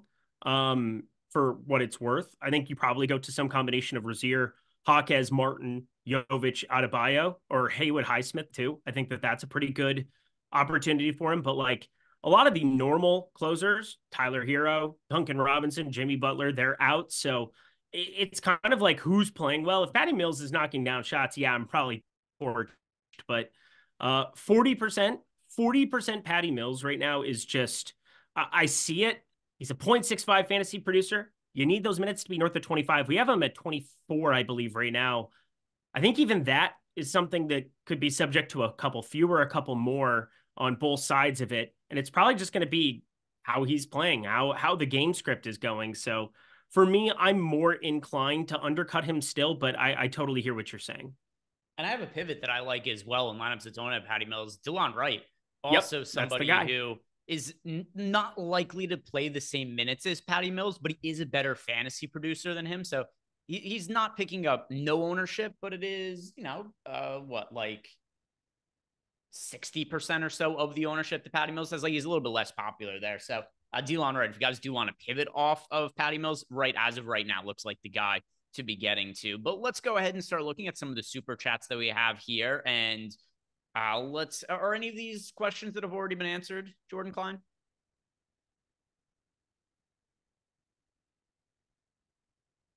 All right, because we got one here from James Moore Jr. It says Josh and DK, which was likely referring to the fellas on the show before us, but didn't get to it. All right, it's all right. We'll pick up the slack today. James Moore Jr. says Josh and DK. We'll be speaking for them. Would you prefer to be Josh or DK in this situation, Eric? No comment. All right. So Josh and DK, you could be both of them. Who's your best stud pay up option on FanDuel, and who's the top fade of the day with high ownership? So let me pull up my FanDuel lineups here and start by who is the stud to pay up for over on FanDuel, Eric? Do you FanDuel lineups spelled out? I do. Let me see. Who's the expensive option I have the most of? Kyrie Irving at the moment. That is Anthony Davis right now was the first run, and then I reran it, doing some stuff where I'm kind of like middling some of the Dallas guys, and I'm getting to a lot of Kyrie. It is Bam Adebayo for me. If we're not considering Bam a stud, then if we're talking about like the super expensive guys, AD. But Bam lands in a ton of the FanDuel lineups that I've built. So he's Bam, a great play. If that's not expensive enough for you, then Anthony Davis, the power forward and center eligibility at 11.5. And then he wants to know who is a fade of the day. Who's someone to be underweight to on FanDuel with high? Oh, God. You look at it. I made 50 lineups for FanDuel today. I have 4% Jonas Valanciunas. It's not a bad shout out, especially because I have so much Bam. That does make it a little bit hard for me to get to as much Valanciunas there. Let me see if there's another one, though, just so I can differentiate my answer from yours. You can copy me. Everybody else does it. Oh, no. So there's actually I think this is even clearer on FanDuel. Patty Mills is 4K on FanDuel, and at 4K, he's projected for ownership over 20%. My top 150 lineups had 2% of Patty Mills. So Patty Mills on FanDuel. You are not serious people playing over on FanDuel with that kind of ownership on Patty Mills. What are we doing here? It's not just that he's 4K. He's only point guard eligible on FanDuel as well. Also, you don't get the 3-point bonus, which is part of like what you're playing him for, is like him sitting on the perimeter, knocking down 4 or 5 threes potentially. And the other thing too about FanDuel that kind of changes scenario where you could only play 4 players from each team. There's just so many other players I like more for Miami. So Patty Mills, that's going to be my answer there for James Moore Jr. Then Shaolin Verse wants to know, will Stars and Scrubs be more likely to win a FanDuel GPP tonight? And then also, one low budget but big pimpin' play, and then says thanks, pimps. All right, so Stars and Scrubs more likely to win a FanDuel GPP tonight. More likely than what? Just more likely that is the lineup combination that wins than not. Yeah, probably. I mean, I look at the way that my exposures are, and I currently get to nearly 30% of Giannis, AD, and nearly 40% of lineups. Zion in close to 30% of lineups. Bam is in more than half my lineup. So yeah, I think that the Stars and Scrubs build, it generally ends up being the play that you're going to be getting on the most frequently as far as just a lineup construction this point of the season. So yeah, Stars and Scrubs, I'm going to say. Any difference of opinion? No, now I just have that song in my head. You know, thug 'em, fuck 'em, love 'em, leave 'em, because I don't fucking need 'em. Take 'em out the hood. Yeah, no, I don't know that. But low budget, big pimpin' play? That's big pimpin'. Is that the low budget? Who's the low budget big pimpin' play though? Low budget, Delon Wright. Let's see. It's good stuff. Low budget. Jose Alvarado for me on FanDuel. I think Jose Alvarado is a really strong pit off of Patty Mills. About the same price point, about the same ownership, but Jose Alvarado is a higher upside player than Patty Mills, especially on FanDuel. You're getting the extra point for the defensive stats. So give me Jose Alvarado as a pivot off of Patty Mills there for your low budget pimpin' play. And Najee Marshall, I have a ton of on DK. I think on FanDuel, something that I'd be getting to quite a bit as well. What did his tag go to over there? Because I know it was more than it was on DK. 5K, I'd still be getting to some. His optimal percentage is about 4 or 5% discrepancy. On a 4-game slate, I'm happy to embrace that. Next question here is from Ricky Anthony. He says that he's playing the 20 max. So I assume it's like the $4 20 max over on DK. Wants to know, how many lineups do you run to get a good sample to choose from? So if you're running lineups in the contest generator, build out 5,000. And I'll maybe run it twice where, you know, if I have the time, if there's not a ton of news, like today, it's going to depend on when that Luka news drops or when other news drops. I might run like 2 iterations of it and like combine my best ones and combine my top sim ROIs together. But that hasn't been, that's been a few and far between process lately because of like the news yesterday was just on crack. Yeah. I mean, you typically typically you have a little bit more time, but over the course of the last couple of weeks, you have like 3 minutes at the end of the slate to get everything in. You pretty much random shit happens right pretty much. Yeah, it's just been ridiculous lately. And if you guys haven't done it, do us a favor, like the video, subscribe to the YouTube channel. Don't forget that if you haven't sign up for a stochastic package. You could sign up for any packages that we have below in the description box, whether that's the contest generator and the Sims package all bundled together, which includes everything that we have over on the site. If you just want the lineup generator package, if you're somebody who's maybe a little bit newer to DFS or you're a lower budget player, check out our lineup generator because that is going to build lineups for you. It also has our player projections, our ownership projections, gets you access to Discord so we could answer all questions you guys have throughout the night. We'll be looking at those in a second here after we break down Ace of Spades. Best two options for DK tiers, which we'll do right now. So top two options for DK tiers. In tier 1, that is Luka and Giannis for me. Yep, same. Tier 2. Well, tier 2, we only have 3 guys to choose from. SGA and De'Aaron Fox. Kyrie Irving is so far behind those guys. The scenario changes if Luka is out. But as I said before, I'd be very surprised if Luka doesn't play tonight. Yeah, I mean, I would love to just play Fox. And then if that news breaks, because like for me, you look at it this way, like SG is at 50.5, De'Aaron Fox is at 46 and change. I would just be all right having Fox versus SGA in a number of lineups. And then in the event that you get that Luka Doncic news to break your way, which is maybe, again, we both are inclined to think Luka plays, but you know, if you call that even 10, 15%, the opportunity to move that to Kyrie is just fantastic. Yeah. So as of right now, though, I think Luka plays. Kyrie is just not the choice there. SGA and Fox, SGA being the number 1 overall option by a really wide margin. Tier 3, that is going to be Zion and Bam for me. Same. Tier 4, D'Angelo Russell and CJ McCollum. D'Angelo Russell and Austin Reeves. Tier 5, I'm going to be going with Chris Middleton, Malik Monk. Same too. And then tier 6, the final tier, Keegan Murray, number 1 by a pretty good margin for me. And then the second option is going to be Klay Thompson. Keegan Murray and Rui Hachimura for me. All right, so there we have it. Ace of Spades, thank you for the super chat. We appreciate it. And then also shout out to Chris Williams, who gifted out 5 YouTube memberships. Now let's start to get into the Discord questions that we have from the Stochastic subs. And this is going to start with Crash Money 92 is saying to us that the Sims are giving him lineups with Mills, Wright, and Martin. He said, should I weed some of those out and stick to 2 of those 3 in any lineup? I don't, considering it's only a 4-game slate, if all 3 of them were to play and the limited amount of options, I don't think it's the end of the world if you had a lineup that had Mills, Wright, and Martin in it. Nor do I.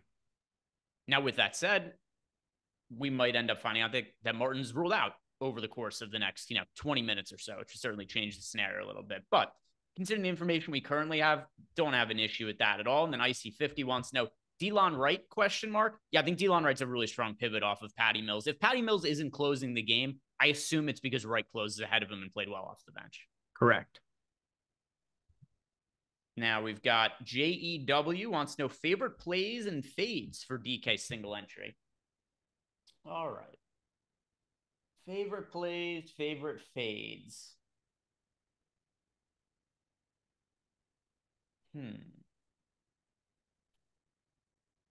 So it's a little hard to know without knowing exactly who's going to be in because some of the ownership projections could change a good amount. But the players that I absolutely think you should be playing in single entry, like Jaime Jaquez Jr., if he's in, he's somebody who's going to be really difficult for me to get away from. In addition to that, D'Angelo Russell, another guy going to be very popular, but hard for me to get away from. Who are the other guys that are popular that you still think like you should be playing him in a single entry? You should be playing Anthony Davis in single entry on DK. I think you should be playing D'Angelo Russell in single entry, and I think you should be playing Chris Middleton in single entry. I like those 3 a lot. As a fade in single entry? Patty Mills. I mean, I might end up playing him in single entry, so I don't want to call him a fade, and then like Martin and or Hawkins get ruled out, right? And it's like I just am playing. I get it. Mills. I get it. I think you can have that context attached to it though, where it's like things are going to change if those guys are ruled out. But assuming that they're in, like they're in on the projections, I will not have 34% owned Patty Mills in my single entry lineup.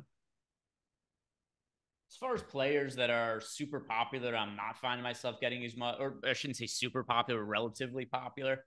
Trey Murphy projected for nearly 20% ownership. I'm not really all that close to that mark. So Trey Murphy, somebody who I likely wouldn't be playing in a single entry. Harrison Barnes, another one with double-digit ownership. I probably wouldn't be playing in a single entry. Eric looks like he hasn't showered in a while. I literally just was at the gym and then showered. So that's not, I mean, that's just rude, actually. Yeah. I mean, I can't smell him from here. You look Bet fine you to wish me. you could. Pervert. Yeah, you look fine to me. No you problems. Dirty pervert. No problems. Okay. Hey, I'm Drew. Wants to know who are the DK cash plays for tonight. The DK cash plays, and once again, subject to change if players get ruled out. Like Jaime Jaquez Jr. have to play him in cash. D'Lo have to play him in cash. Rozier have to play him in cash. I think you have to play Patty Mills in cash. I think you have to play Anthony Davis in cash. Bam Adebayo. And that's most of it right there. Yep. I will say, I think one of the things you want to do for cash, and I think probably the most important thing you can do as of right now is figure out like, all right, what time could something actually break? And like, what do I want to get to from New Orleans OKC? Because like, I think that's an under-owned game right now. And if you could find like a 2v2 that gave you an opportunity for an extra half hour to react to Luka, because like it's a $500 difference between De'Aaron Fox and Kyrie Irving. I doubt you're going to have access to that in cash. I doubt you're going to be able to get that news. But in the half hour you do have an event, see if there's a 2v2 where you can get to like an Alvarado or a Najee Marshall, two guys that I'm playing a lot of today for tournaments. And like, see what that 2v2 looks like. But more than likely, as Greg said, you're just jamming a lot of Miami value. By the way, I'm looking at our upcoming super chats. Malukar, I think you might have crossed the line there with the super chat that you left. What did Malukar say? A little bit too soon for that, my guy. What did he say? Find it. Scroll through the super chats. What are we saying here? Jesus! Buddy! Yeah, I know he wrote a little much. I mean, when I think you might have crossed the line, I think it's saying something. I'll answer the question. I'll answer the question as it's intended. I'm not gonna read that one out though, Malakar. But we'll answer the question when we get to it. So some more super chats that have come in. First from official Chris Presto channel. Hi, Greg and Eric. Turned out I'm a big fan of Keon Ellis. Keon Ellis's fans? Do you think he'll be a contrarian play? Thank you, guys. Let's get this money. So Keon Ellis has been putting up some really big fantasy games as of late. Let's see. What is our projected ownership on him? I'm not going to be playing Keon Ellis tonight, but I'll check what his projection is. Is Keon Ellis making his way into your lineups? It's like Balakar. He's like on Christmas streams, man. This guy shows up. He's a jolly man in Michigan who has always been like very kind, very forthright. He's got a little bit of a dark streak to him, apparently. Holy shit, dude. Like, what? Man. So Keon Ellis, by the way, is definitely going to be contrarian. Yeah, Keon Ellis ain't it. I'm not playing him though. Not playing Keon Ellis. Me nor am I. Whew. All right. Dark humor's the best. Well, sometimes, maybe not the day that something horrible occurred. Yeah, and by the way, Malukar, you don't need to apologize. I'm just saying that I'm yes, I did not see that coming. So sometimes you'll read it and it'll come from somebody else, but like Malukar, buddy, come on now. Oh. All right. All good, my guy. All good. We're still gonna answer your question. I just wanted you to know I'm not gonna read it. Holy shit. Yeah, I'm not playing Keon Ellis tonight. Nor am I. Tim Bourne wants to know favorite plays at each position for DK. All right, so favorite DK plays at each position, starting at point guard. Let me pull up I like this. We got a good mix of DraftKings and FanDuel questions. We do. This is great. And I've been playing both more recently. Thought I was going to take down the $3 on, what was it, Sunday? And then yesterday, I just got obliterated playing both. So that was an oopsie, but I feel pretty good about it today. Point guard today for me, I don't know how D'Lo isn't your highest owned guy. Point guard for me, that is D'Lo. It's going to be D'Lo. And at shooting guard, Austin Reeves for me. Terry Rozier for me. Totally get it. Small forward, subject to change because of who it is, Jaime Jaquez Jr. Yep. Najee, number 2 for me. Power forward. Caleb Martin is, once again, somebody who could end up not being the guy later, but Caleb Martin. Yep, same. And then at center, Bam Bam. Sabonis for me right now. Love that. Oh, is nuke of the night Sabonis tonight? He won't put up 0 fantasy points like my nukes of the night. Yeah, there was. Did you have Lonnie Walker yesterday? I mean, we all had Lonnie Walker yesterday. Is this really what? Yeah, okay. This is fine. This is fine. We've got Dinwiddie starting for sure now. That's interesting. Yep. Lakers starting lineup: Russell, Dinwiddie, Reeves, Hachimura, and Davis. And I mean, Dinwiddie was so good last game that it's not stunning to me that he's in the starting lineup.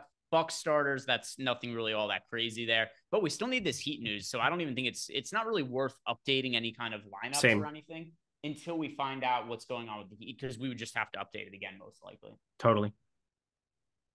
Let's see. What do we have as a projection on Dinwiddie before? I mean, it's going to stay pretty similar, 4,600. We had him around 29.5, and I was pretty positive that he was going to be the starter, but it was just kind of confirmation. Oh, there we go. There it is. Caleb Martin playing, Jaime Jaquez playing. Jaquez in, Martin in, as Eric just said. So we're good. We got the news from the early game. We're still waiting on Luke. I'm fairly confident Luke is going to end up playing, but we'll see where the chips end up falling there. But as far as, so we finished wrapping up that question. And now we've got a question from Tupelo Joe, who wants to know, RAP, Eric's boy, the Diddler. What happened there? What? No, when has he ever been my boy? Never once. Never once. Who's the Diddler? That's P. Diddy or whatever. Ah, okay. Because apparently he had like the Riddler, the Diddler, whatever. He was called the Diddler. Well, apparently that's like a new thing. I don't know. It's like, all right. Who are your top 2 overall most rostered players? That's the question from Tupelo Joe. Jaime Jaquez and who else was it? And D'Angelo Russell. All right. Overall top 2 most rostered for me. It is Jaime Jaquez Jr. and Caleb Martin. Russell's not far behind though. There you go. That's the way that I'm going right now. Next question here is from Hill $. So Hill Money over here wants to know who's scoring over 20 points for each game. And thank you. This is a fun thought experiment. Here's how I want to do it though. Let's go through each game and say who we think scores the most real life points. Okay, let's do it. Warriors Heat. You have to pick one player to be the high scorer. Who are you going with? Curry. It's hard to say anybody other than Curry. Steph Curry there. Yeah. A lot of these I think are going to have fairly clear answers. Giannis in Milwaukee, LA. Yeah. You can make a case for AD if you wanted to be contrarian with LeBron out, but the answer is still Giannis here. Yep. SGA, Oklahoma City, New Orleans. Okay, yeah, this was a fun thought experiment at first glance until I looked at the games and realized how obvious it is. Like, how is the answer not Luka in the last game? It is Luka. That is the answer. Congratulations. Collect $50. All right, so let's try to make this a little bit more fun then. Pick the second. You had to pick a contrarian high scorer from each game, not the odds-on favorite. Who would you go with? Starting with the Warriors-Miami game. I mean, this is, again, the second one is kind of interesting because you're kind of picking between Bam, Kuminga, Rozier. I'll go with Rozier.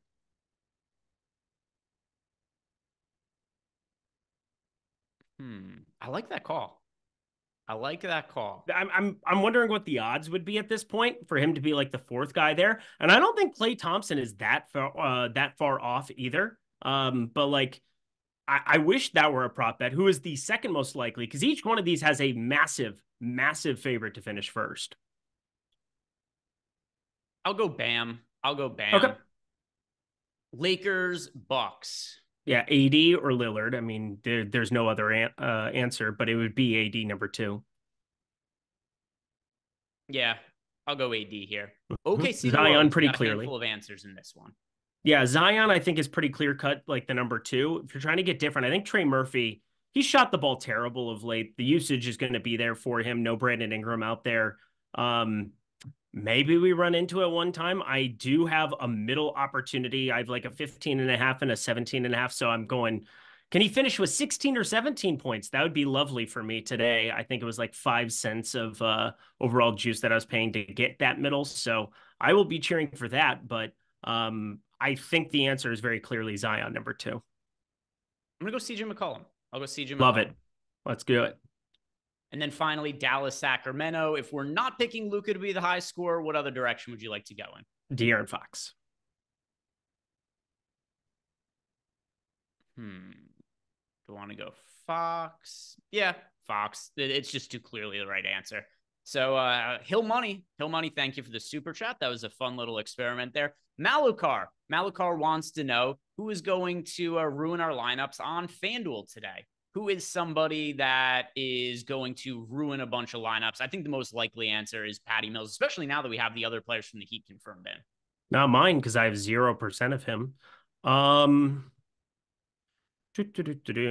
most likely guy. He's kind of saying who's he's just said like generally who's an overowned player on FanDuel, I think. Like, I don't know, because we can't just speak to like Malukar's lineups because I don't know who he's playing. Yeah, no, I Patty Mills would be that for sure. Yeah, and we love you, Malukar. Love you. Just want to say that I would prefer not to read that one right now. Jalen Verse, which cash players should I avoid in GPP? Thanks, pimps. Let's see. Cash plays to avoid. I mean, Patty Mills is at the top of my list. I will also say I am not going to be playing nearly as much Draymond Green as it would appear the field is going to play. He was at 20-ish%, or he's at 15.4% now. So less so here at the moment. Cash plays. I mean, you're playing a lot of Miami Heat in cash, and you don't want to play like 5 of them, 6 of them in GPPs. So like somebody's going to get trimmed. I think the most likely guy for me, DK, Patty Mills. And then I think Jovic, probably the second guy, although for tournaments, I'm still going to get to him. 0.9. Who not for tournaments that's in cash? Oh, this is a pretty clear-cut one. What are you doing with Jonas Valanciunas today? I am playing him in tournaments. You're playing him in tournaments. Okay. I would not be playing him in tournaments. I will have almost none of him in tournaments. I have a lot of Larry Nance in tournaments right now. He's played 21 and 20 minutes in the 2 outings with OKC. And there's also been like a downside of late where he plays like 15, 17 minutes and Larry Nance starts a lot of second half. So we brought it up multiple times. And I would say I've been running pretty poorly, I would say, relative to like previous years. I mean, he had his massive wake up renaissance last Tuesday against Brooklyn where he put up 32.5 and it didn't matter because there were a million other centers to play on that slate. That sucked. But I've been playing a lot of Larry Nance hoping for that massive eruption spot. And of course, it happens on a slate where I have like none of him. So that sucked. But today I'm running it back a little bit. I don't see a huge difference between playing J-Val at 4,900 and Larry Nance at 4,200. I know the fantasy point per minute rates are different, but when you start taking Larry Nance and you put him to 24, 26 minutes and Jonas Valanciunas at like 20 or lower type minutes, I think you're looking at pretty similar guys in a lot of ways, even though, what do we have? Like a 5-point, 6-point fantasy projection between the two. The $700 less, though, is pretty useful. And I'm just going the Larry Nance side of things for tournaments. Next question here. Saif Din, thoughts on Dinwiddie? He's fair. Like, I'm not going to prioritize him. So I think there are a lot of comparable guards that are cheaper than him. Like, I still think like Patty Mills, kind of comparable. Delon Wright, kind of comparable. And those guys are going to be higher priorities for me. It's Dinwiddie. I'm rerunning stuff right now. I assume Dinwiddie's going to land in like, I don't know, 15 to 20% of lineups for me, something like that. Love it. Next question here is from Brian Smith. Brian wants to know how many Heat players in one lineup is too much. So on FanDuel, I'm cool with 4. DraftKings, I would say 4 as well. I wouldn't go more than that, though. I don't want 5. Sean G, one of the staples in our Discord community. And I'm sure you guys have seen Sean at the top of the Minimax leaderboards all year. Sean's had a really big NBA season. He says, hello, friends. Any concern Dinwiddie gets played off the floor? Yeah, pretty much always. Reeves, D'Lo, Dinwiddie is a terrifyingly bad defensive backcourt. Yeah, Dinwiddie's also been kind of shit on offense this year, but he's relatively cheap. He's going to be starting. But yeah, it's absolutely live that Dinwiddie could get played off the court. It also might not even be the defense that plays him off the court. He could just play himself off the court like Lonnie Walker did yesterday. Yeah, sometimes maybe sheet, sometimes maybe sheet. Yeah. I don't know. I had like 100% of him the other night, so I'm pretty happy with him at the moment. But 4,600, I don't really have to think about it too much today. There's not a ton of reason to go there. Oh, so you're not going to play him at all? I don't think so. I'm playing 40 lineups. I don't think I'm going to. I doubt it. All right. Let's see what the next question that we have is. It is from, we'll go back to the Discord channel, and we've got a question from Hem Downstairs. Says, what is the best setting for the lineup generator tonight? Single entry and 3 max DK. So I don't know what contest you're playing in, which kind of makes this hard to answer. If you're playing in, let me think, what's the 3 max? Is that like a $20 today? And what's the, whatever the best setting is likely going to be the marquee setting. And well, then also it depends. So if you're playing at the $100 single entry, then you want it to be slanted towards the high stakes setting. If you're playing the $5 single entry, then I think you're leaving it on the marquee setting. As far as the amount of lineups you want to build, it should be whatever is closest to the contest you're playing in. So if it's, I think that $5 contest has like 1,200 entries. So you want to build 1,000 lineups for that. So without knowing which contest you're playing, it's kind of hard for me to say there, Hem Downstairs. But that's the best I could answer given the information I have. Well done. Ethan7 also wants to know how much Miami is too much in one lineup. Yeah, anything more than 4 is a little bit too much for me. Humble Inc. says, Exum or Wallace, should I play both the value plays to get to James? Braun? It doesn't make a lot of sense to me. What other, I don't even know what other James he would be talking about. I don't either. LeBron's out tonight. If I've misunderstood the question, my apologies. I'll read it again. Exum or Wallace, and should I play both the value plays to get to James, or is that spreading myself too thin? Yeah, I assume he has to be talking about LeBron, and he's not playing tonight. Yeah, definitely no. LeBron's out. Don't do that, Humble Inc. Don't do that. Next question here is from Clintonwood83. He wants to know, who are we boosting in The Sims tonight? Anybody you like boosting in The Sims? Do you want to force yourself to get more of? Just boosting down. I'm just not going to be playing any Patty Mills. You will not see me with a lineup with Patty Mills on DraftKings.com tonight. Let me see. So final boosts. I'm going to boost Alvarado and Marshall are 2 guys I boosted. Yeah, I don't think I'm really going to be boosting anybody. I think I'm just going to play it as is. I would be making accommodations to my lineups if I thought that Luka might sit, but I'm confident enough that he plays and I'm not going to change anything. The next question that we have here is from LeGrew50. Who's the Amber Heard play of the day? And you know what I mean by that. Absolutely do. Who's going to shit the bed tonight, Eric?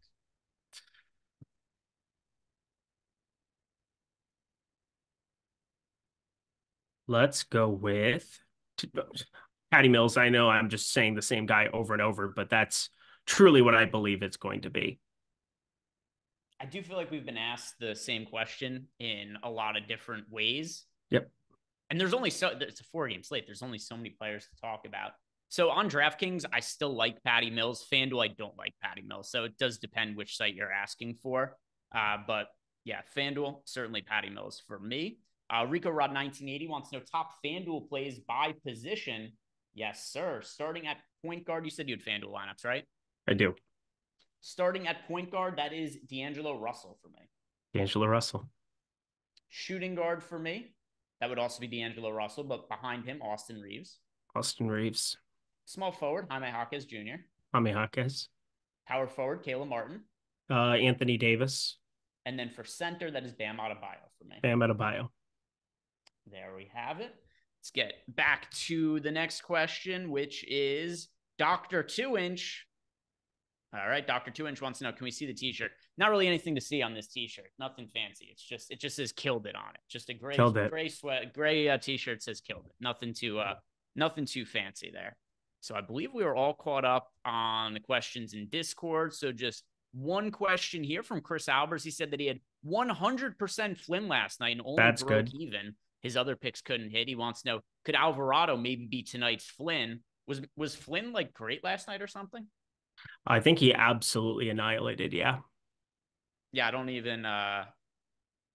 remember. Let me pull up. He did better than Lonnie Walker. I think everybody did better than Lonnie Walker. I did the same as Lonnie Walker last night. You did the same as Lonnie Walker last night. Oh, yeah, not bad. Got 29 fantasy points out of Malachi Flynn last night. 29, not bad. Useful. Who is... All right, let's try to figure out this way. Who could be tonight's Malachi Flynn? Who's a bench player that has lower ownership that the field might not be getting to? You see potential for upside. So Malachi Flynn really benefited from a blowout in garbage time last night. We don't really have that angle to play to today, but anybody else you think maybe the field is missing out on as a bench piece? Larry Nance Jr. I have 25% of Larry Nance. I would say Delon Wright, but he's going to be somewhat popular. He's going to be very popular. Yep. Yeah. I have quite a bit of Delon Wright. Bench guy. This is also really hard because it's like if I knew who the 3% owned guy was going to be off the bench at a cheap price point that was just going to just destroy on a 4-game slate, I'd be loading up on him. Let's see. Who's the potential, though? Najee Marshall, maybe? Love Najee, too. I said Najee and Jose Alvarado, two guys that I am playing more than the field right now. Even Najee on FanDuel, 5K Najee, where you're playing 9 guys and the positionality of it. If you get a low-owned Najee, that could be really fun. Doing one more run here. Me too. Before we get to lock. And we're all caught up on everybody's questions here. So one thing that I also want to ask you that haven't gotten to talk to you about here, Eric, is there anything that you could see changing in your lineups post-lock outside of Luka being questionable? Is there anything else that we should be preparing to potentially happen on the slate? I mean, for me, it's what do you do in the Sims tool with Kyrie Irving and Luka? I do think you want to have a couple of lineups. All this value exists in Miami, where we're kind of rotating through 3-4 different guys in our lineups. You're going to have some lineups where, you go from Luka, and I'm okay pre-building a lot of lineups with Luka in them, and then eating a bunch of the salary and playing Kyrie in the event that it ends up being him. Is that optimal? No.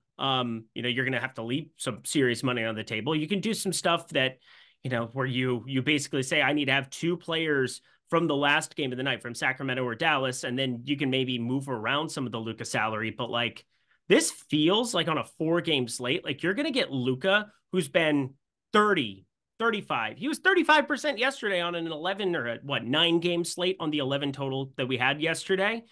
You're looking at like 5, 7, 8% Luka Doncic against Sacramento. That seems really, really fun. And obviously the Kyrie one, you can bake into lineups as well. That ownership will come up from 2% that it's at now in the event that Luka is out for sure. But like, I know that you and I both are inclined to think that he plays. I would be pushing it towards like 90% that I think Luka plays. So I should probably play some Luka, but even that 10% chance on a 2% Kyrie Irving, I think pre-baking some lineups where he's like the only player you have left is not a idea. Do you find it difficult to get to Luka? So you said you're not a massive fan of Patty Mills. So if you're not playing Patty Mills, what are you doing to find the value to get up to Luka then? Delon Wright, Jose Alvarado, and Najee Marshall are guys that I'm playing quite a bit of. I think that they're pretty relative to like this slate, pretty underowned. I love D'Lo. I love Austin Reeves. I love Chris Middleton. Those are all kind of like mid-range 6-7K guys that do make it a little bit cost prohibitive. And Anthony Davis without LeBron James can be an absolute smash. We have him in for 55.5. But for me, it's simply looking at 7% Luka and 2% Kyrie and knowing that people don't have the opportunity to swap to them. Like, you don't get many slates where you know that you're getting 60 plus in projection on a Luka just on the back end of it, pre-baked into it. And again, it's not optimal to have to run into like swapping from Luka to Kyrie, but like for me, I'm going to 25% Luka and I'm pretty comfortable with it. And then I have 10% Kyrie. Again, I do think that he ends up, having a pretty difficult time where, I'll probably turn a lot of that into De'Aaron Fox and leave the 500 in lineups where I don't have anything else open. I will have the extra half hour to see if anything drops for the OKC New Orleans one. If by some miracle of God that shows up, sweet. I'm going to be overweight to OKC New Orleans based on some of that value I just talked about. But like 4-game slates don't come around very often where you get this low of owned guys that could be the absolute nuts. Like everybody on Dallas against Sacramento, if you knew Luka was out, would be the absolute nuts on this slate. We're talking even Dante Exum, 4,300. You'd go from like 21 minutes to 26, 27. Tim Hardaway Jr. at 4,400 would be somebody you'd want to have tons of. So like, I will sacrifice some lineups to the gods just to see what happens in the event that Luka sits, which we don't expect, like most people don't. And then pre-baking some with Kyrie Irving as well. I think this is just an awesome slate to take those kind of shots, because on a 4-game slate, that's when it can really pay off for you to take that stand. I'm thinking about something right now that didn't really occur to me until we got closer to lock as you were talking through Luka and that game in general. Do you think we're going to see I think we could see playoff rotation. I asked you the question. I just with you myself. I think PJ Washington, I've got PJ Washington for 36 minutes. I think he's the best play on Sleeper right now for fantasy score. I think he's the best play on Prize Picks. He was at 22.5 fantasy score today. And I kept staring at it. And I absolutely nuked that into the sun. He's played 34, 33, 35 minutes. And PJ Washington, we can say what we want about his shooting because he is absolutely fucking abysmal at it. 53.2% true shooting? That's actually come up. He was 49% with Charlotte this season. He's at 53.2%, still bottom 20th percentile. But he is such a versatile defender for this team. And Grant Williams, he was the quote-unquote defender once upon a time. He wasn't doing jack diddly squat on that side of the floor. We have actual PJ Washington there as a positive defender, 70th percentile, plus 0.3 estimated plus minus. I think getting to more of these Mavs that are key parts of it, I don't know. It just feels like the perfect slate to do it because the cost-benefit analysis on a 4-gamer as opposed to a 9-game slate, it's just like non-existent. Like I'm sacrificing 17, 18 for Patty Mills, 19 for Delon Wright. Like for me, the more I keep going back to it, the more I'm just like, I'm looking at my lineups. I have 15% Derek Lively. Nobody is playing Derek Lively at 4,600. There's ways that can pan out for you. I'm playing 10% Kyrie Irving. I've got 25% Luka Doncic. And like, as you said, this is a spot where it's the most important game. You brought it up. You're the one who said it at the onset of the show. It's the most important game of the season for both of these teams, and probably the most important one by any two teams all season long based on what the 6 seed can give you in playoff basketball in the year of our Lord 2024. So I'm backloading lineups. I'm really hoping that news breaks after these first 2 games lock. And some of these shorter positions on the Miami guys, I get paid off for. I'm not shorting Jaime Jaquez. Again, small forward. Feels like the one spot. I know Tim Hardaway Jr. is there. I know PJ Washington at power forward, but like I'm okay getting to some of those guys, but I'd be really kicking myself to play 40% Patty Mills, 45% Patty Mills in the event that something opened up in that half hour before OKC New Orleans. Melissa Harvey asked us, is 85% Delon Wright for DraftKings too much in 40 lineup? So my last run that I did come away with less of Wright than I had before. So at the top of the show, my initial runs, I had more exposure to Wright than I did to Patty Mills. The reason that's not the case anymore, our last ownership update has Delon right now projected for nearly 50% ownership. That is way too high for me. I am not comfortable with that kind of ownership on Wright. So I actually prefer Patty Mills to Delon right now that Mills, like the ownership is flipped from where it was at the start of the show. Wright is way more popular than Patty Mills is now. So 85% Wright is a little bit too much for me. Lower ballers. The problem is pricing the situation for other players that are almost 13K. That's the whole point. That's the whole point is people can't get to him. People can't find ways around some of this stuff if you're not pre-baking it into lineups. Like, it's a 4-game slate. People can't do that. And that's why you want to take the stand. You're going to lose a majority of the time that you play NBA DFS tournaments anyway. Might as well make a calculated stand. Like, for me, that's kind of the... Again, the Sims tool is using present information too, where you're using the present information. The inputs I can change, and hopefully it gives me more updated information. I don't want to go on too long because we have, 4 minutes before lock, but just wanted to get that out there too. Yeah, Dinwiddie came in at 16% projected ownership. If Dinwiddie's going to be 16% owned and Wright is going to be 45% owned, I like Dinwiddie more than I thought I was going to. So rerunning my stuff. How does that make you feel? Here, came down on Delon Wright, came up on Spencer Dinwiddie just because what that ownership is at now. How does that make you feel? I mean, it's whatever. It's not like I was sitting here like, oh fuck. I know. I don't have as much Delon Wright now. I'm not that broken up about it. Like, I'm know. not thrilled that I'm getting to Dinwiddie in half my lineups, but I have zero Dinwiddie, but I totally get it. Yeah, it's not. It's the player. It's all shitty players that are being traded for each other. It's just I'll take the lowest owned of those shitty players at this point. There you go. Fair. RADM says, hello guys, just got here late and only have one question. If you had to bet, would you say Doncic plays tonight or not? I'm fairly confident Luka plays. I'm very confident he plays too. Yeah, so I think Luka is going to be out there. By the way, if anybody thinks that Luka is going to sit, the best bets that you can make today are like over on Kyrie's points and then also Kings 1.5. I mean, if Luka's out, the Kings move from like a 1.5 point favorites, I don't know, 7 or 8 points or something like that. So either way, I think Luka plays. That's where I would be betting. I'm with you. Final exposure to Luka.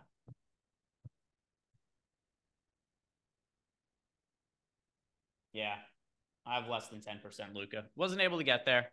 Wasn't able to. Anything that ended up surprising you in the final run of your lineups, considering the final ownership update? Nope, I'm doing that. And then I had a million pick six plays to update. People were asking for them earlier. What's the best play that might have showed up? Nikola Jovic is at 7.5 points over on pick six. That is insanely, ridiculously low. He should be in just about everything that you do today. The next question here is Patty Mills or Delon Wright for cash game. For cash game, you should play both of them, but Delon Wright over Patty Mills for cash, considering that Wright is so much more popular now, but both in cash, they're both fairly popular. And then JEW wants to know for a single entry, Jovic or Nance. Yeah, if you're just playing one lineup, I prefer Jovic to Nance. Same. Yeah. There are other more reasonable ways to get different. Like, I mean, Dinwiddie, he's fairly contrarian at his current ownership projection. I'm kind of surprised Bam isn't all that popular. 22% ownership to Bam. That's somebody to be overweight to as well. Yep, I agree. What was this question? Here we go. Stokes wants to know who's the best pay-up option to get to tonight. Yeah, we hit on this one before. Overall ban for me. Agreed. And there we have it, guys. Thank you very much for watching. Don't go anywhere. We've got the post-lock show coming up over at Playback. I'll be joining Josh over there. I do assume Luka plays, but you never know. That could end up changing. So Josh and I are going to be sweating the games. And then also maybe do some fun stuff over there as well. We'll look for bets that we like. I found an angle last night, Eric, that I don't think it exists today, but I think there could be something to it. Somebody played, I wish I would have placed it for myself because I talked about it on the Playback show, but didn't have the stones to pull the trigger. And it was some of these blowout spots, taking key players, doing same game parlays of all their unders together. So I talked about doing it last night with Desmond Bane in case the Grizzlies got blown out. I didn't end up doing it. And somebody sent me a screenshot. They did it last night as I talked about on the show and cashed a 13-1 same game parlay ticket. So I'm thinking that we should start looking for a little bit more of those angles on the playback show. But catch you guys over there. If you haven't done yet, like the video, subscribe to the YouTube channel. See you over in playback with Josh. Peace out tonight, guys.